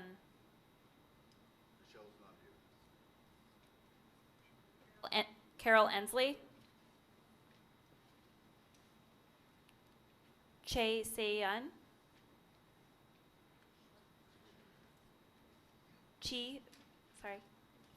Sonia Forster. Sonia will be Andy Kaplowitz. Good evening. My name is Sonia Forster. I'm the Seattle District Manager for the Associated General Contractors of Washington. And the AGC applauds the Seattle School Board for continuing to help public school students find career pathways in the construction industry. Now more than ever, Seattle Public Schools has the opportunity to create unprecedented access to rewarding careers in our industry due to our aging workforce and the changing demographics. We support a student and community workforce agreement task force, and if it is created, hope to be selected to participate along with a diverse group of contractors who will represent Seattle Public School students, future employers. As SPS recognizes and responds to diversity in its student body, recognizing and supporting equally diverse pathways to employment will most effectively serve SPS students and their career goals. An SCWA has the potential to establish pathways to union and non-union apprenticeship, encourage employers supported on-the-job training, and integrate with Core Plus construction curriculum for students. Core Plus construction is the very definition of an engaging, rewarding, and challenging curriculum that will provide students with an opportunity to have direct access to a career in construction or a great foundation for entry into a college construction management program. In addition to Core Plus construction, the AGC Ed Foundation has been working in Seattle and with SPS on a variety of successful and scalable workforce development programs. These current programs allow students to explore pathways for all levels of education and all types of construction, and be considered as part of the discussion on elevating student engagement efforts. I'll just read them. I provided you with an email copy of this. Oh, I'm out of time. But I just wanted to say thank you for this opportunity to present our appreciation for the Seattle Public Schools effort to provide more pathways to construction careers. As construction employers, we look forward to employing more graduates of Seattle Public Schools. Thank you. Next is Andy Kaplowitz, followed by Wendy Novak, and then Pat Oda. Pat wasn't able to make it, by the way. Good evening, Board. My name is Andy Kaplowitz. I'm Vice President of Government Affairs for Associated Builders and Contractors of Western Washington. We are a regional chapter for a national trade association. We have about 340 member companies that generate about 10,000 living wage jobs in the construction economy. We have both union and non-union member companies in our group. And so we applaud the school board for the effort to put together a task force on the Student and Community Workforce Agreement. We think this is a really great step. As you heard Sonia mention, there's great career pathways in the construction economy, and we think it's really important to also note that the Workforce Education Investment Act, which the state legislature just passed, we worked quite heavily on to get that done as well. It provides the opportunity to bring back apprenticeship prep programs into the school system through secondary schools, and to create a running start pathway so that those kids can also matriculate into apprenticeships and into the economy on a faster pace, and we think that's great. We'd like to remind you, though, that 80% of the jobs that are in the construction economy are not in the unions, so it's important to keep an open mind about making sure those pathways are available for the kids to choose their own path. We wouldn't want to see 80% of the opportunities for them eliminated simply because the program is reserved specifically for union apprenticeship programs, because there's some great open shop apprenticeship programs as well that are worth consideration. I did submit Pat Oda's written testimony. He's the chair of our diversity council and has also served as our chapter president in the past, and we have some very enthusiastic members about this step that you're headed in, and we appreciate that. Thanks for your time.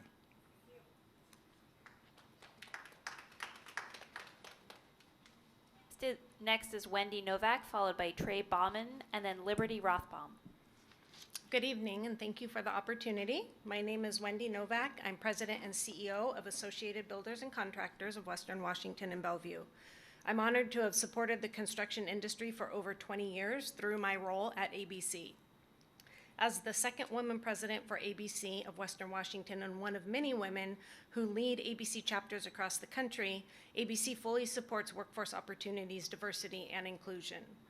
I'd like to provide comment on the community workforce agreement that the board is considering. The benefit of a community agreement for collaboration purposes is understandable, but I would strongly urge you to consider including open shop contractors in the agreement.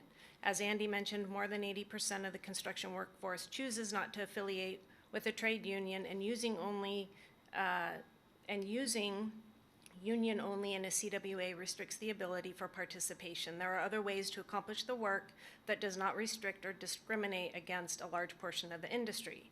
Regarding workforce opportunities for minority contractors, ABC is very proud of the last 2 months we spent working with minority contractors to build their businesses through ABC's Construction Business School.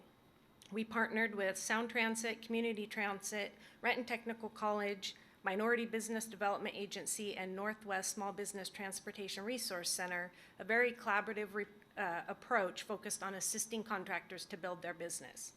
During this time, I was able to learn more about the challenges minority contractors are having when it comes to securing work.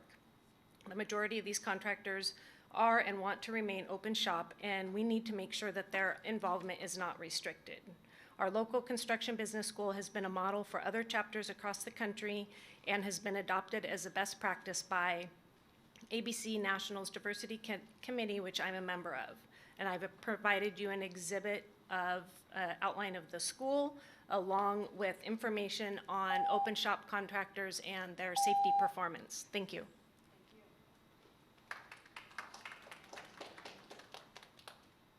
Next is Trey Bauman.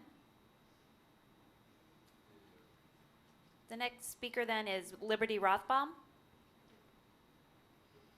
Liberty Rothbaum. The next speaker would be then Bethany Cooper. Bethany Cooper. Manuela Sly. The final speaker is Helene Sigmund.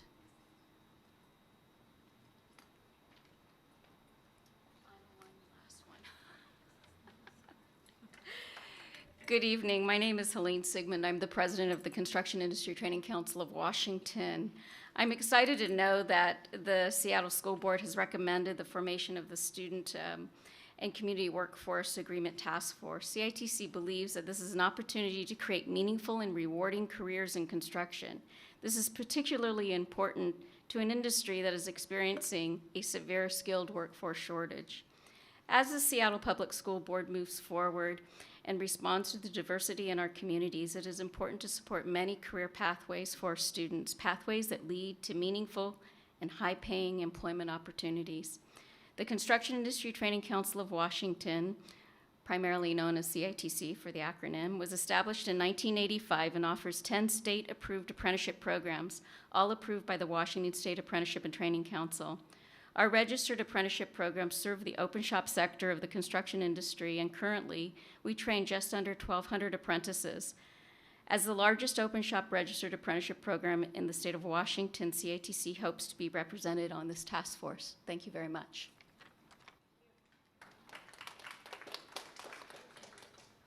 That is the end of the list of people who have signed up to testify. Okay, we move on to Roman 9C, action items, number 1. Board Task Force for Student and Community, excuse me? Number 5, off. I knew you'd remind me. It's a collaborative team sport up here.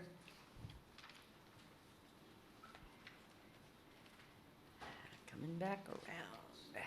Creative advantage. Yep. Approval of the Creative Advantage Arts Partnership Fund with the City of Seattle Office of Arts and Culture. This came before CNI June 11 for approval. Approval of this item would authorize the superintendent to execute the memorandum of agreement with the City of Seattle Office of Arts and Culture for $362,500 for the Creative Advantage Partner Pathways with any minor additions, deletions, and modifications deemed necessary by the superintendent and to take any necessary actions to implement the agreement. Immediate action is in the best interest of the district. I move that Motion, please. I move that the school board authorize the superintendent to execute the memorandum of agreement, the City of Seattle Office of Arts and Culture for $362,500 for the Creative Advantage Pathways with any minor additions, deletions, and modification deemed necessary by the superintendent, and to take any necessary actions to implement the agreement. Immediate action is in the best interest of the district. I second the motion. Comments, questions, concerns? Director Pinkham, you remove this from consent. Yes, in regards to looking at the financial costs, let's see, which it was under background information. In the 2019-20 school year, funds from the Office of Arts and Culture will support, and under the first bullet item, school partnerships at $250,500. The fourth bullet item noted 18 schools at $3,000, but total said only 51,000, and that should have been 54,000. Is District Counsel in the house? He is indeed. Acting Chief Counsel Ronald Boyd, please speak to this. Yes, Director Pinkham laid it out appropriately on the fourth bullet under school partnerships. The amount should indicate 54,000. We will update that on the bar and have it posted tomorrow. But luckily, all the amounts, as far as school partnerships, it says 250,500. That is the correct number. And the amount on the motion is correct as well. It's just the one typo on that fourth bullet. Scrivener's error? Correct. Okay. Any other comments, questions, concerns? Please know that your board members are paying attention. Thank you for catching that, sir. Community members that bring it to the board's attention. Thank you very much. Ladies, any comments, questions, concerns? Directors? No comments, questions, concerns. Seeing no further comments, questions, concerns, roll call, please. Director Geary, Aye. Director Mack, Aye. Director Pinkham, Aye. Director DeWolf, Aye. Director Harris. Aye.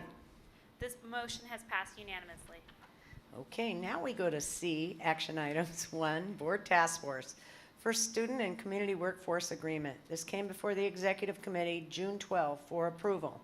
Approval of this item would authorize the formation of the Student and Community Workforce Agreement, SCWA, Task Force, and direct the superintendent to initiate the task force per the attached SCWA Task Force charge. We had motion, please. I move that the school board authorize the formation of the Student and Community Workforce Agreement, SCWA, task force, and direct the superintendent to initiate the task force per the attached SCWA task force charge. I second. We had a great deal of discussion during introduction on this. Do we have other comments, questions, or concerns? This is Director Go ahead, go first if you like. No, you go. Okay. I just wanted to extend appreciation for all the folks that came out and took their time today to express the appreciation for the formation of a task force and the willingness to be collaborative around this body of work, and just look forward to it moving forward. So thank you, everyone. Director Geary? And that is exactly what I wanted to say, and also extend my thanks to my fellow directors for their work on this. Okay. And to the city and other agencies that have promised us their assistance, because we are broke, because we don't have enough folks and bandwidth to do what we need to do now, we are coming for you. We will pick your pockets, we will pick your brains, and we will pick your personnel up to help us make this a huge success. You're on notice. Director DeWolf. Yes, I just wanted to also extend gratitude to you, President Harris, and Director Burke and Director Mack for working collaboratively on this, as well as our labor partners. I know we have some folks in the audience. And Superintendent Juneau, I know that this has been a conversation for a long time, probably about a decade, so I know that I'm really grateful for us to be leading this conversation, not only just locally, but across the state. And I'm really grateful to be in this forthcoming conversation and in the task force meetings, and really grateful that folks came out in support today. So I'm just humbled and grateful that we're at this really cool point, and I really appreciate all the work and support. So that's really all I want to say. Director Pinkham, did you have comments, questions, Yes, concerns? just more comments. And I want to thank the presenters here as well that came and talked about their role and their input in this. And it's good to see that this does have a lot of support from the trades out there, because if we'd had a program that we didn't have anything where we can possibly send the students and that you're able to get credit for the students, I just see this as a benefit for the Seattle Public Schools as we're looking that we're making sure our students are going to be career and college ready. So, Katsiayo, thank you. I will extend my thanks as well on behalf of the board. There are times that it feels like things move so ever slowly, and changing policy and changing cultures a bear. It's hard, ratchet up one step at a time work. But I'm really proud of this bar because folks worked together, folks worked out differences, we kept it moving as fast as some of us wanted, but we're here now. And I believe the folks are coming to the table with good intentions, and I believe that it is our 53,000 students and our taxpayers that trusted us with $1 billion worth of money on BEX 5 to basically put our money where our mouth is.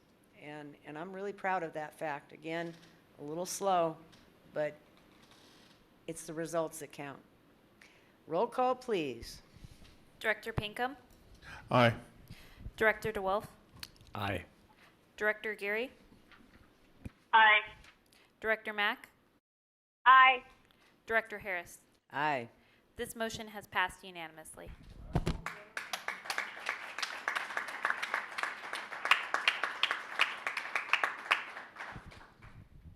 Devil's in the details. We're calling you for resources and people to play hard and at the end of this process, to have something we can be extraordinarily proud of. Number 2, approval of Board Policy 3224, Student Dress Code. This came before CNI June 11 for consideration. Approval of this item would establish a universal student dress policy for all students in the district. Mind you, this has been updated since introduction, and the red line is on the website. Acting Chief Counsel Ronald Boy, we pulled you into policy development and community engagement, and thank you for being willing to dance. Should I motion this? Oh, you can put a motion in, yeah. We're thanking Got him, one- and I he's got going to one correct job me in my tonight. parliamentary procedure mess-ups. I love it. One job. All right, I move that the school board approve board policy number 3224, student dress, as attached to the board action report. I second the motion.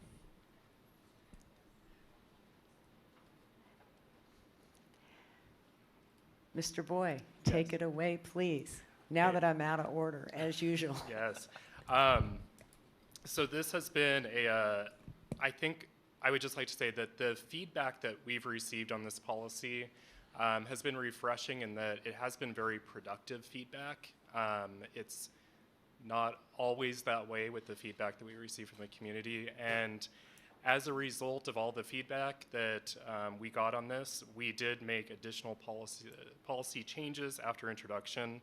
I added hairstyle into the policy to indicate that students do have the right to have their hair worn in the manner that they would like, and that primary responsibility for determining hairstyle lies within the parent and student's decision, and our only concern is whether it is a health or safety hazard.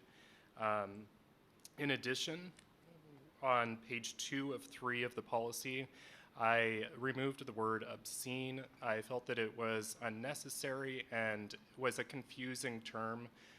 Pornographic does encapsulate the need of the policy, so obscene has been removed.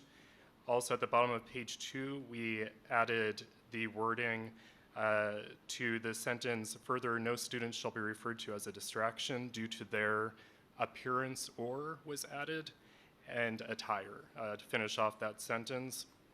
And then just to make sure that all of the terminology contained within the policy is understandable to the reader, I also drafted a superintendent procedure which indicates definitions for the majority of the terms that appeared to need further definition. So I believe that the procedure, as you can see it now, there may be things that will be added to it if this policy is approved and we get to the procedure development process, but this will be the start of the procedure to ensure that all those definitions are laid out so that anyone can, if they have a question as far as, what does threat mean, what does hairstyle mean, all of those things are laid out in the procedure. Director DeWolf? I just wanted to express some gratitude. I know that even within only 2 weeks, really grateful for your responsiveness and really trying to be thoughtful about this policy, particularly as it pertains to our conversation last time about hairstyle. So I'm just really grateful for not only the responsiveness within the last 2 weeks, but also your collaboration with our family and community on this. It feels like a really awesome collaborative effort, and I have not heard, even in the few emails we've gotten about it, people have been really supportive, and I think part of that comes from the fact that this is rooted in community, and people got to be helpful in informing the process and the policy. So just thank you for making this a very, honestly, this is how we should model a lot of our policy development, just in the way that this was done. So thank you for that. Yeah, and it was very fun working with the students and parents on this. It was really great and amazingly helpful to get all of the different viewpoints. Director Pinkham, did you have anything? Just Mr. Hirsch? one thing that goes through my mind when I think about when I was in public school, I used to have to cut my hair to play sports because the coach would say, hey, your hair is too long, you need to have it this certain length. Is there anything that may impact sports in this? If you're saying hairstyle should be freedom, I don't know if our coaches still require such things. I hope not, that they are more flexible these days. No, it would be the expectation that it would not be permitted for something like that to occur.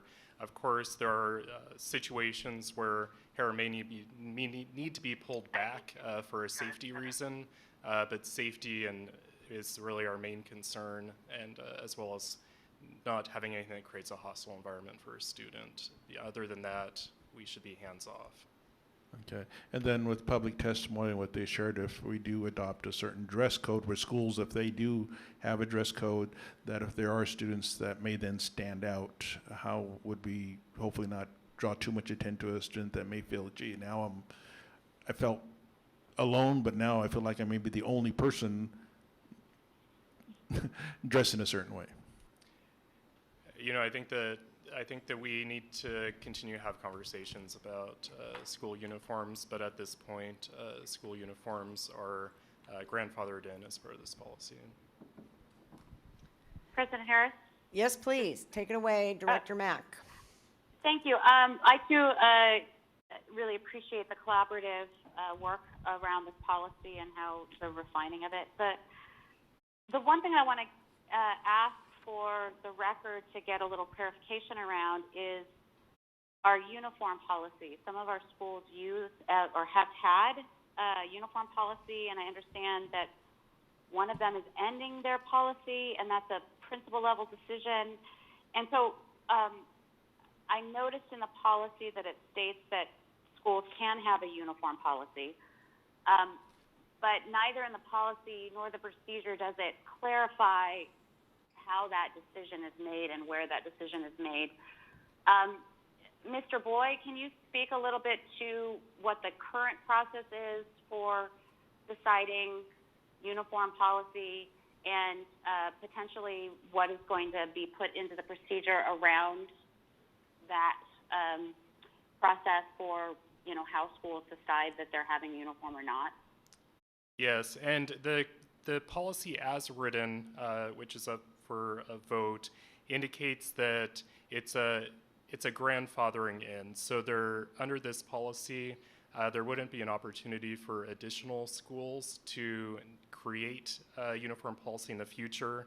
However, it indicates that the policy permits schools with a uniform policy to continue having a uniform policy, provided that it is gender neutral and inclusive of attire worn for a religious reason. So at this point, just the existing schools may be able to continue to have their uniform, but others would not be able to create one in the future. Director Geary? Can I just follow up on that really quick? I don't have a problem with that as it's written in the policy. I'm just wondering if it would be helpful to clarify that further in the procedure when the procedure is fully written and adopted, so that that's fully understood across the board, that there's no intention to increase a uniform policy across the district.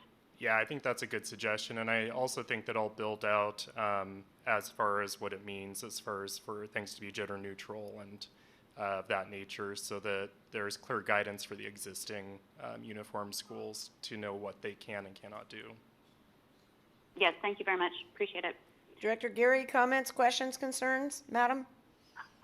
I didn't have anything more. I think it does, my concerns were about the existing uniforms and how we go about eliminating them. I believe the policy is such that a student could not be disciplined for violating the school's uniform policy, and I think that is appropriate, so that if they have the personal fortitude to not conform, that they wouldn't be punished for that. So we don't want to create that kind of environment for any of our students. I appreciate that as written, it basically is a maintenance rather than an elimination, but in line with the parent comment, I think it is something I think it came as a surprise to some of the board members who don't have uniform schools. And we, in order to get this done so that it could apply for next year, I appreciate we need to move forward on this now. But I hope that the question of whether or not we are a district that wants to maintain uniforms is one that should continue to exist and not wait until a future, overhaul of the policy in general. And that'd be my only comment. But I thank everybody for the work. I particularly Ronald Boy. I know how thoughtful he has been about this in his presentations to the Curriculum and Instruction Committee, and that he is truly looking out for the well-being of the students in our schools in making this change and making sure that it goes forward today. So thank you very much. Thank you. Last but not least, again, I started with thanks to you when I was out of order, as per usual. This was a real double-header night for this board, by my perception. We've been talking about school dress codes for freaking ever. I am so sick of taking emails and rabid phone calls about folks whose daughters have been sent home because they're wearing yoga pants or their bra strap is showing. Or calling principals on the side saying, I don't know if you watch social media, but you should probably know that a mother's mafia will be showing up at your school tomorrow with the media and the TV trucks. And when you enforce misogynistic policies, it just is not right. And young women are not distractions. And I am beyond pleased that we have given our principals guidance that is consistent district-wide, and we are moving the pendulum back, if you will, to being a school system, not a system of schools. I don't ever want another phone call about a math teacher that made a young woman kneel down to see whether or not her skirt reaches her calf. We have so much more important things to do. And I'm old enough when you couldn't wear pants to school and you had to wear shorts under your skirt. Educating our kids and taking care of their emotional well-being has got to be paramount. And setting children up for bullying and for disrespectful pulling out, disproportionate discipline, I'm sorry, I am just beyond thrilled that we have finally taken this step. And big thanks to the parents.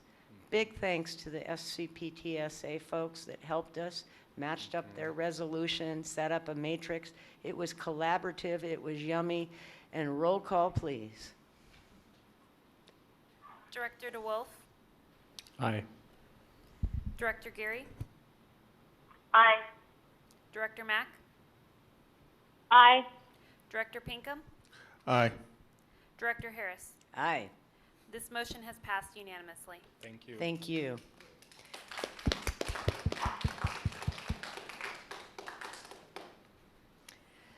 Number 3, Resolution 2018-19-31, fixing and adopting the 2019-20 budget. This came before ANF June 10 for Consideration. approval of this item would adopt Resolution 2018-19-31 to fix and adopt the 2019-2020 budget, the 4-year budget plan summary, and the 4-year enrollment projections. Motion, please. I move that the school board adopt resolution 2018/19-31 to fix and adopt the 2019-2020 budget, the 4-year budget plan summary, and the 4-year enrollment projections. I second the motion. Acting Chief Counsel. Assistance, please. We have an amendment. How do I proceed? At this point, the amendment would come first. You would ask for a second. If it passes, then the underlying motion, the main motion, would then be voted on with the amendment added to it. Okay. Amendment 1, amendment to the 2019-20 General Fund and Capital Fund budgets in support of the Targeted Universalism SMART goal to direct the superintendent to fund and reestablish a Native American-focused options school that includes grades 9 through 12 as promised by previous superintendents, and to fund and reopen the African American Academy K through 8. This came before us through motion for amendment by Director Pinkham. It did not come through committee. Approval of this item would reestablish a Native American-focused option school that includes grades 9 through 12 and reopen the African American Academy K through 8. This has been updated since introduction. Motion, please. I move that the school board direct the superintendent to fund and reestablish a Native American-focused option school that includes grades 9 through 12, and to fund and reopen the African American Academy K through 8, with this process beginning in the fall 2019, with specific district staff assigned to work on opening these programs at specific locations in 2 portables at the Robert Eagle Staff Middle School site for the Native American-focused option school, and in 2 portables at the African American site for the African American Academy K through 8, or at other temporary sites determined by the superintendent if immediate constraints do not allow the installation of the portables at these stated locations. Such sites would offer students services beginning sometime in the 2019-2020 school year in addition to planning. I further move that the school board amend the 2019-2020 general fund and capital fund budgets to approve $2 million of general funds to reestablish a Native American focused option school that includes but not limited to grades 9 through 12, and to approve $300,000 in capital funds for 2 portables for the program. This is similar to option number 5 on page 2 of the Native Education briefing paper attached to the May 19, 2018 expansion of the Native American Educational Programming action item, except that the proposal would not include truncating Licton Springs.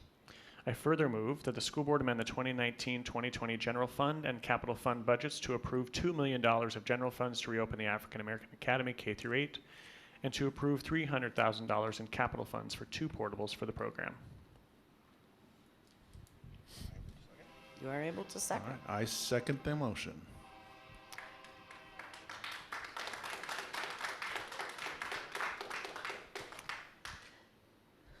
Director Pinkham, I believe the floor is yours. You are the maker of the amendment. Yeah, thank you. This, what Director DeWolf read into the motion are for this, the past promises that were made and past promises that weren't kept. And we need the community that I've been chatting with and coming here saying to the board, the rallies we'll have outside, the reestablish of Indian Heritage High School, and talking now also get connected to the African American Academy. They're missing that school. And as our SMART goal is to help target African American males, I saw that as a good fit for this. Hey, let's see if we can really put the money there and help this population, and as well as still get our Indian Heritage High School back up and running. And fortunately, I did also learn just recently that Middle College at Northgate, they're having to move. And where are they going to go? And Middle College at Northgate at one point was a site for Indian Heritage High School. And I just want to see that if we can get this going. And as one of our commenters said, for me, it's been a priority issue versus a budget issue.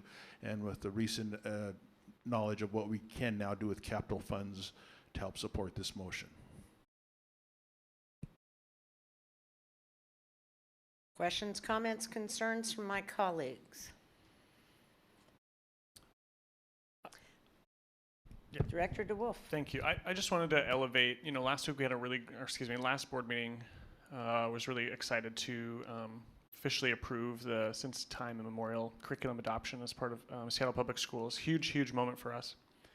But as part of that, I think what we tried to highlight were some of the great things that we are doing here at Seattle Public Schools.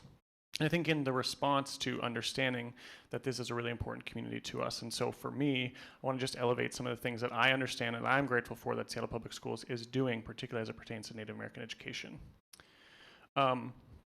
So in the last year, like I said, we expanded the Shakotchee classroom, which used to be just at Chief Sealth, and now is being expanded to Nathan Hale and Jane Addams. So really excited that we're expanding that program. The other thing, we have a Native library that is open and will be available online as well next school year. And it's going to be physically housed at Meany Middle School, which is in my district, District 5, in the Native American Education Resource Room. And so really grateful for the work that Gail Morris did there. Also wanted to elevate the fact that just this year, where's this at? I was really excited to see, particularly when Superintendent Juneau joined, created the I Am Native video, and I know that video, I think, just won a couple awards. And then the only thing I wanted to elevate too is, again, I'm just going to read because this is part of my opportunity to be up here. Devin Simpson, who is part of the Shakotchee program, he's Cherokee, and he wrote this about what this Shakotchee class means to him. This is the best class I know of. It is my favorite class above all others. And why is that? It's simple, really. This class helps me keep up with all my other classes when I need to. It's a great relief to have a space I can calmly and quietly read and work because God knows I don't have one at home. It's also just a safe, supportive, and welcoming space that's always great to be in.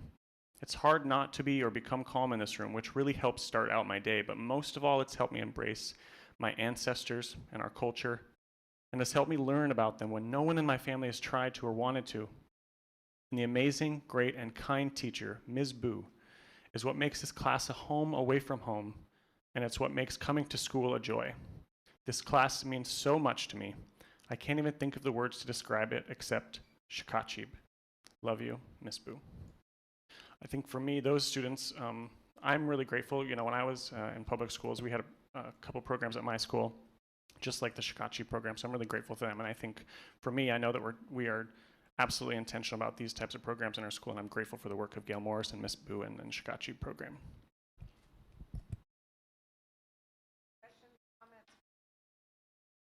Other questions, comments, concerns from my colleagues? I'd like to speak. So I appreciate and I want to thank the people who came and spoke before our board this week and in prior weeks. I personally am not conflating the issue of Licton Springs and the Native American / African American academies. So I want to make that clear because the testimony seemed to be very wrapped together, and these are very, very separate issues. I have spoken to Director Pinkham, and I will say once again my reasons for being very wary of creating these siloed or specifically racially based schools.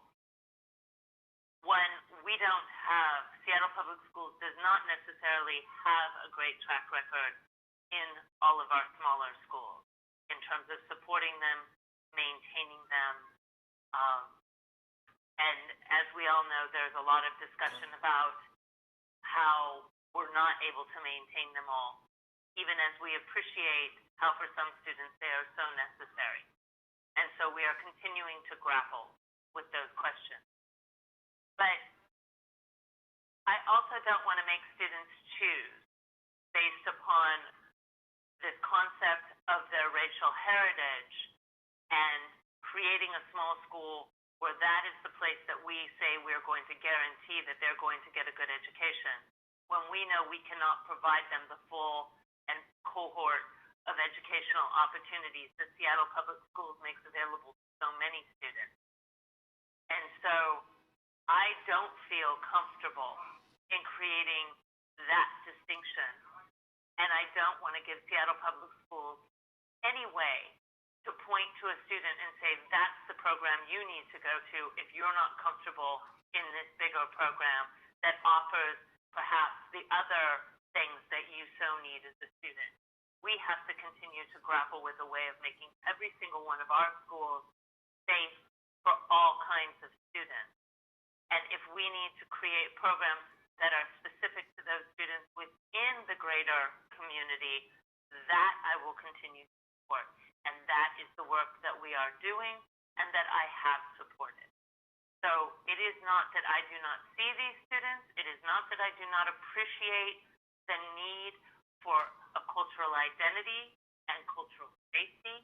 I just personally do not believe that this is the way we do it, that this is the way we should do it, or that siloing our students any more than we already have and continue to do is good for any of our students, any of our parents, any of our teachers, any of the people who work in our system. That it is not good for our city, and that we need to figure out ways to create cultural identity, safety that is pervasive throughout our system. So that is my goal, and I believe that that is where we have to keep our focus. Director Mack, do you have comments, questions, concerns, ma'am? Yeah,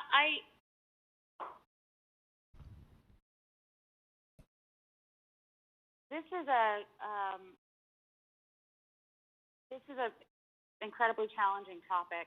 I fully support the concept of having schools focused on pedagogy, communities, and supporting that and actually putting budget behind it and making it happen. The challenge that I have with this amendment where it is that we haven't had the discussion around facility capacity, how many students, the actual real budget of creating 2 new schools and the cost associated with that for the operating budget. So there's a lot of the details for me that are not, I can't support this amendment, unfortunately, because there's a lot of stuff that's not fleshed out and hasn't been collaborated around to make this happen. I would be in the future very supportive of seriously finding a way to do this work in a more deliberative fashion. If it is having a dedicated school or program, but the way this amendment is written is not. The details around the budget and the capacity analysis is just, it's not fleshed out enough for me, and so I feel really, honestly, feel really sad that I can't support it at this time, because I do support the concept and I do support the communities, and hope that we can find a way to do the work and the process to see if that can move forward in the future.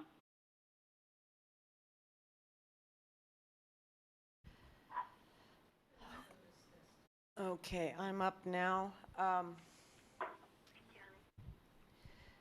Director Geary, thank you for your eloquence. I will adopt every word of that and ditto it.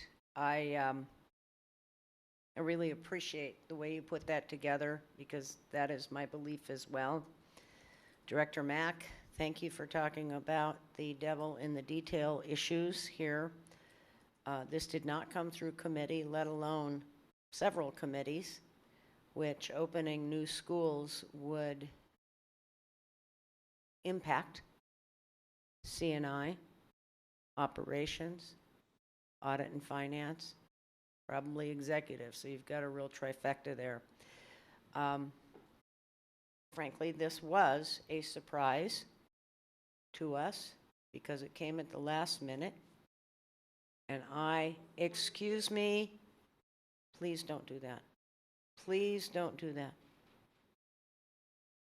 Please don't do that.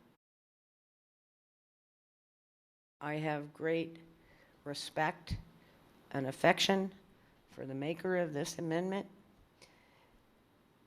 but we have a number of schools that we are not supporting appropriately now We cannot continue making promises that our wallets cannot and will not keep.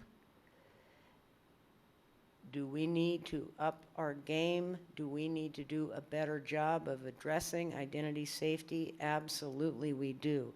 But the way that this amendment is written, $2 million, frankly, is not enough to really move the aims of this amendment through to have any real impact.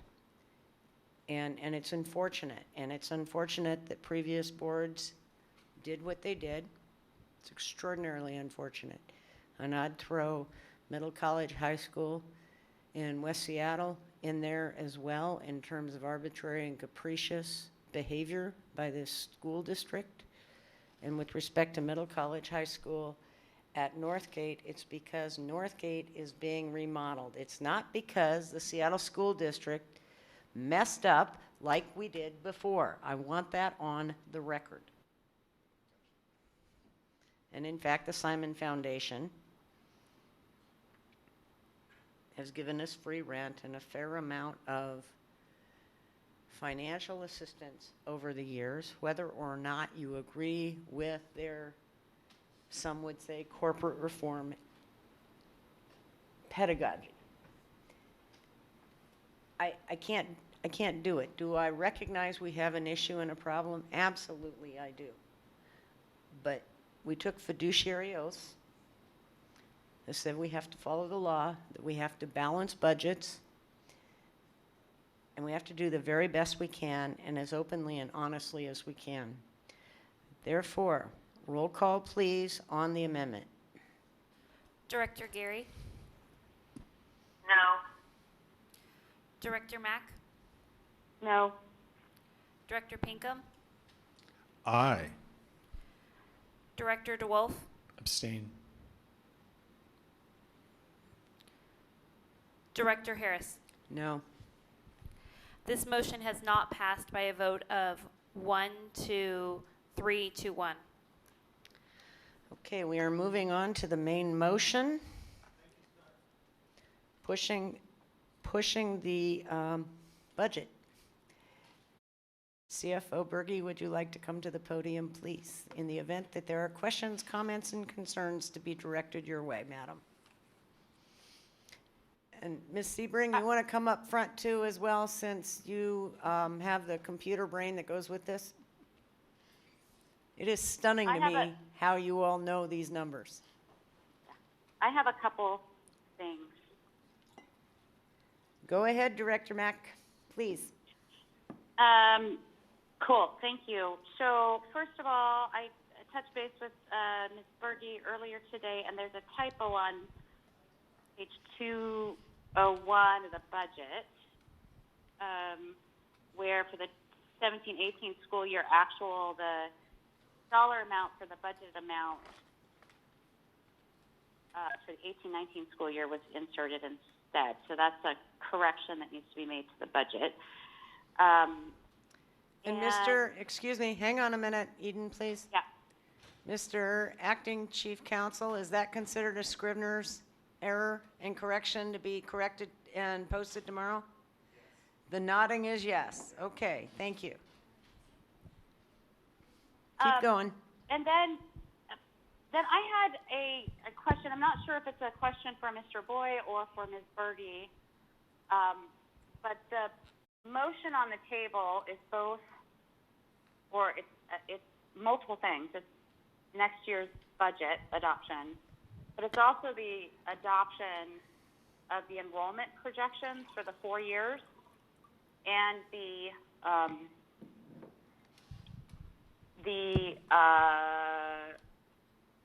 budget projections for 4 years. Is there a way to disentangle the actual budget adoption for next year from the 4-year via a motion? Acting Chief Counsel so that Boy, I think that's your question, sir. Can she split the motion?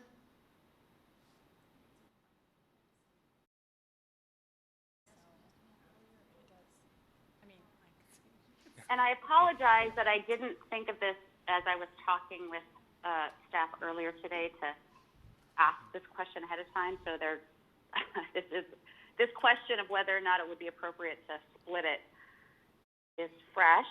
And I'll explain my reasoning.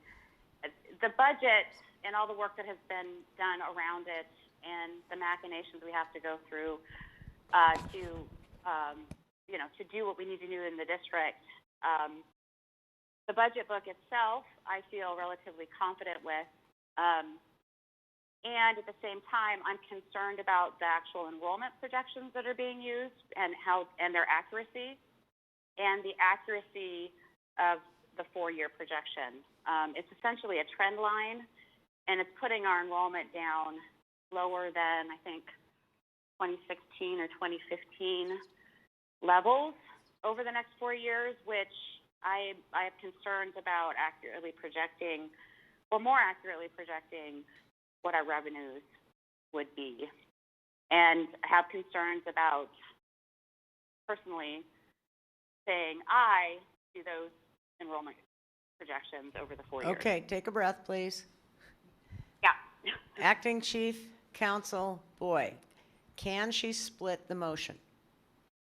No, it is expected that what is approved by the board is the expectation of what has to be received by the ESD and the state. So, Are you telling us it's against the law to split the motion? It is the expectation that all of this will be approved together, and I believe that to answer a question as far as the forecast, as far as the enrollment, that is just the forecast. That will continue to be refined. That can actually be changed, and it'll be an ongoing process. But we do have to approve this package to go on to the state. And given CFO's Bergie's background at OSPI for years, do all 295 districts package it this way? As far as I know. Okay. As far as I know. So the 4-year outlook, let me give some perspective. The 4-year outlook is simply that. It's an outlook that is similar to the state budget. When you have a 4-year outlook for any public entity, it is super soft. And that is known and expected. I would say that the enrollment projection will next be updated in October once we know actual enrollment. So this is really a point in time as to what we expect our enrollment to be based on this year's numbers. We will update that in October. It's updated once or twice a year. Annually, we know what our October 1 update is, and then we're going to come around and we update those out years each time. So I think placing a ton of importance on the 4-year outlook would not be where... Can we amend it to say, in quotes, super soft on the top of this bar? I think that's a given. Sorry, I had to laugh at that. Yes. Can we put that? No. I'm happy to write that email when we submit it. Okay, Director Mack, can you hold on? We've got some questions and concerns from Director DeWolf, please. I was just going to share that per last year's, when we were exactly at this exact point last year in the calendar, on our very last meeting of the school year, the resolution was called Resolution 2017-1818, fixing and adopting the 20. I mean, so it carries the same name with the same work in it. So this is the same process we went through last year. So this is not necessarily a surprise. So I think I feel comfortable with it. Anybody said it was a surprise. We asked what our options are. Thank you. Director Mack, did you have other questions, comments, concerns? And then we need to hear from Director Geary, please. Yeah, I guess I just want to, while I appreciate that those numbers can change, and that I also know that if the advisory committee for capacity and facilities master planning and enrollment is approved and move forward, and the work that the district is talking about doing in terms of doing a deeper dive on enrollment analysis in the next year or so, if these all things go forward, then those numbers will be updated in the future. And I have concerns around numbers that can carry a lot of weight. So I just want to say, publicly and clearly that I do not agree that the projections of the enrollment declining in the way that they're projected is is accurate, and I have concerns about that being written into our policy. So there's where I'm at on that point.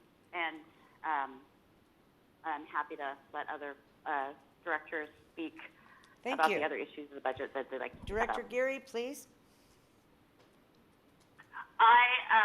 This has been a process that we've done over the course of the year. We spend a great amount of time in the public discussing the budget. Many things can be raised over the course of the year, and to have things raised now is, I don't feel that I'm going to do that. I will say, the one thing that I will say is that many months ago, I did issue a concern over our failure to fund athletics appropriately in my mind. In my I said I mind, would too. not approve a budget that did not include funding for Unified, but in looking through the budget, we don't line item the athletic department budget in that way.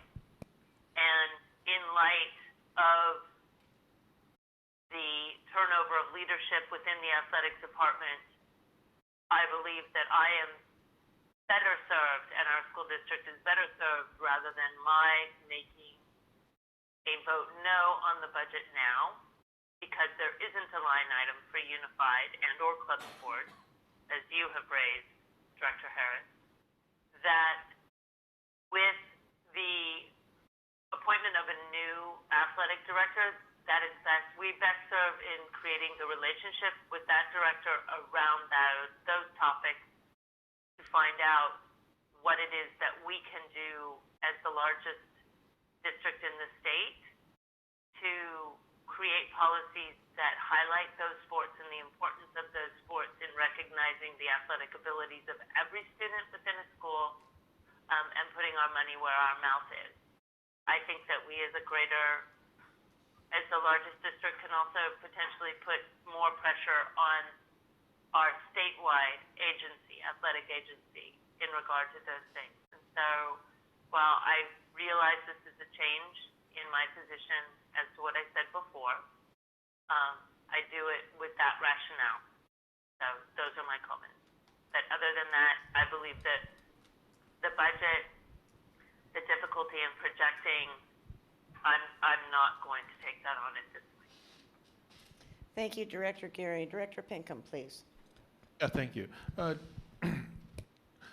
I just wanted to look at the capital fund and the general fund. Can you help explain that? Because I see that in it there's like 25.6 million that was going to be moved from the capital fund to the general fund. If you can expand on how that number was generated and came up with, is that the projected maintenance or whatever that we can move over? Just curious as to where that number came from. Yeah, it's the cost of the IT department. So there's capital eligible dollars that can be paid with capital dollars, and those dollars have to be moved to the general fund. So it's mostly the cost of operating our IT department. And then there's some software costs. 214, page 214 in your budget book has a chart that also talks about software and maintenance. There's major preventative maintenance and some other things like that as well.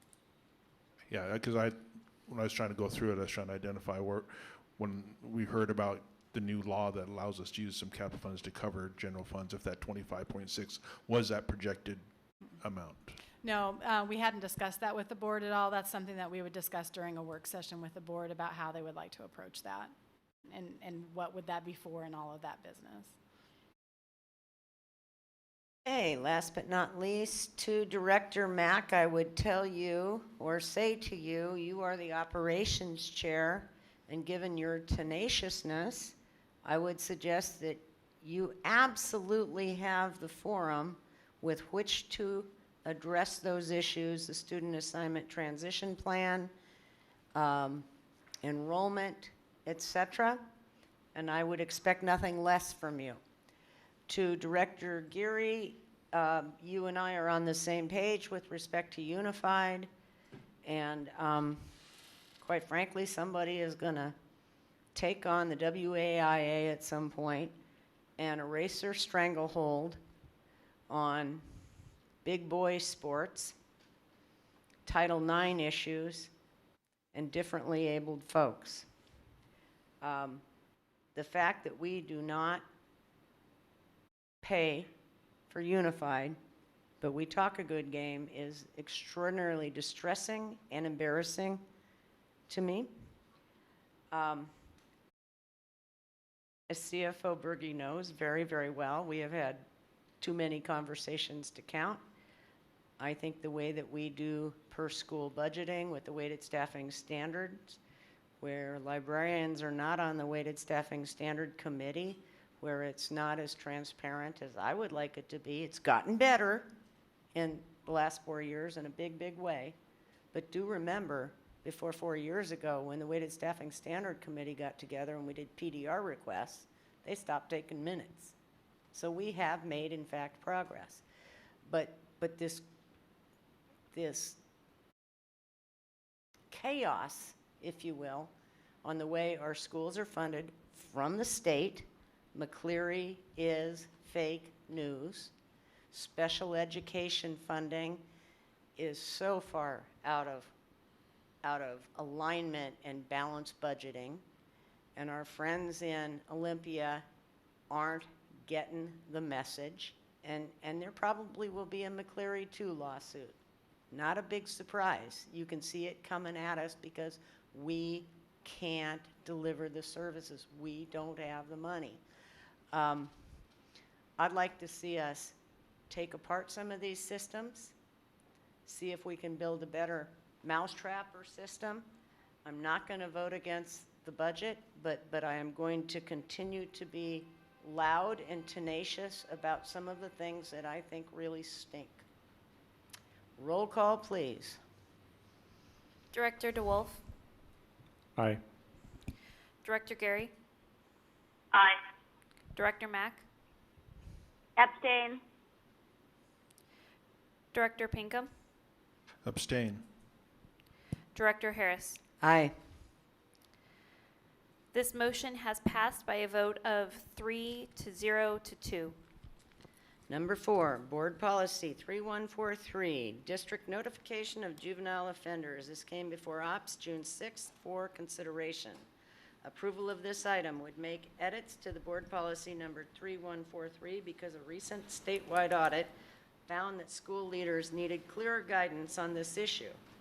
The updated policy is a reflection of changes suggested by Washington State School Directors Association, WASDA, to provide more clarity. This has been updated since introduction. Motion, please, kind sir. I move that the school board amend board policy number 3143, district notification of juvenile offenders, as attached to the board action report. I second the motion. Acting Chief Counsel Ronald Boyd, take it away, please. Yes, due to comment at introduction, a sentence was added to ensure that principals knew that the notification to teachers and to staff that needed to know is an ongoing expectation of the principal. So at the bottom of page 1, the last sentence of paragraph 4, a sentence was added indicating the expectation for the principal to provide the information received is ongoing as the student changes teachers and or moves up in grade. Questions, comments, concerns from my colleagues? We did discuss this at some length at introduction. Seeing none, roll call. Go ahead, Director Mack. Appreciation for the work and also appreciation to WASDA for doing some of the forework on helping create model policies that are helpful. And thank you, Mr. Boy, again, for all of your collaboration on getting the language nailed down. He likes us. He loves editing. Roll call, please. Director Mack, Aye. Director Pinkham, Aye. Director DeWolf, Aye. Director Gary, Aye. Director Harris. Aye. This motion has passed unanimously. Number 5 and last, approval of the Capacity Enrollment and Facility Master Planning, CAFMP Advisory Committee, came before Ops June 6th for consideration. Approval of this item would approve the formation and charter of the Capacity Enrollment and Facilities Master Planning, CEAFMP Advisory Committee, as attached to the Board Action Report. This has been updated since introduction. Chief Podesta, you want to come up to the podium, please? I think this one's yours, sir. It certainly has been yours for collaborative purposes, and we thank you. Comments, questions, concerns from my colleagues? And Director Mack, I'm going to let you wrap, but you should have a motion first. Motion, please, kind sir. I move that the school board approve the formation and charter of the Capacity, Enrollment, and Facility Master Planning CEAFMP Advisory Committee as attached to the board action report. I second the motion. Team sport. Director Mack, I'm going to let you wrap the conversation up if other comments, questions, concerns come up. Okay, great. Sure. Oh, so speak first or no? Speak at last? Last, my dear. Okay. Comments, questions, concerns from my colleagues? I'll speak. We've not done a great job on planning in this district and in a lot of years. And it could be said that we have too many advisory committees or task forces and all that, but if we ignore a big piece of the population that wants to help us, that has expertise, then shame the heck on us. And I appreciate the openness that COO Podesta has brought to this process, and I appreciate the tenacity of the Ops Chair, Eden Mack, for bringing this forth, because I think we are only better when we work together and collaboratively. Eden, wrap it up. I have a comment. Director Harris, I have a comment. may I I have make a comment. one Uh-oh. comment? Hang I on. would just say, Eden, one of your Eden, points, Director stop. Harris, made Eden. triggered a thought in my head, in that our task forces are only as helpful as the staff members who appreciate them and who lean into them and use them. And so I will second the thanks to Chief Podesta in his willingness and his desire to facilitate this, to use this task force, this advisory committee, because then it will be helpful, and that is the key. Again, it is the willing collaboration, the willingness to create the relationship, the willingness to think outside of your own silo and acknowledge that more information, more voices is better. So thank you, Director Mack.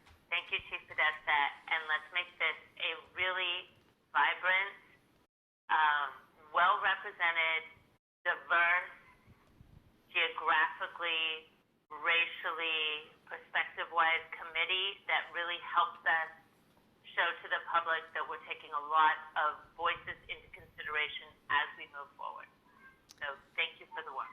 Okay, before you start, Director Mack, COO Podesta has something to say.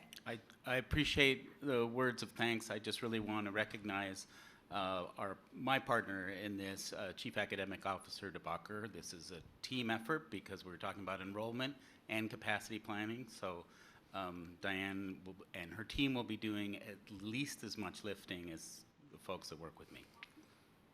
And they're happy to do so, and getting out of the silo mentality is so, so appreciated. Okay, Director Mack, wrap it up quickly. Thank you, Mr. Podesta, for saying that, because that was one of the things I was going to say, is that I really appreciate Diane DeBacher and Ashley Davies' support and collaboration on this, as well as Richard Best in the past has been very supportive. So there's, I do feel really great about the collaboration that's gone on with this. I did want to just touch on really quick about the adjustments that were made to the charter were in response to the discussion. Jill's comments around clarifying their roles and how they would, can do subcommittees or ask for a task force if they needed it, as well as clarifying the qualifications to be more socially focused, not just technical focused. So that's what the the adjustments in the charter were, and if anyone has any more questions for me, otherwise I'm happy for the vote to be called. Okay, Director Pinkham's up. Yes, I just want to thank you for this, because, although my amendment got voted down, I can see hopefully if we can move forward with, making this as one of the things, the responsibilities, opening, reconstituting, I'll skip or closing buildings, but I hope that maybe this will be a venue that we can also use to see Indian heritage. Can it come back? Can this board help with that kind of direction, and that we don't lose sight of this, and that it is still something that we need. I appreciate what Huchusita does, but those are attendance area schools, and I'd like to see it expand. But I just now seeing that, hey, let's see how we can move forward with this, and I appreciate your comments about this, that I see still I'm positive a place to move forward, and maybe this is where it can tie into. Okay, seeing no further comments, questions, concerns, roll call, please. Director Pinkham, Aye. Director DeWolf, Aye. Director Gary, Director Gary, Director Gary, Jill, are you there? moving on, Director Mack, Aye. Director Harris. Aye. Sorry about that. I could not get the mute screen up. Aye. This motion has passed unanimously. Woo, thank you. Happy summer, everybody! Yay! Folks, Oh, we thanks for haven't hanging decided, with don't we? us. Or We no? appreciate that the technology, but Directors Mack and Gary, thanks very much for interrupting your well-earned time off. Thank you. This meeting is adjourned at 7:20. What were you saying?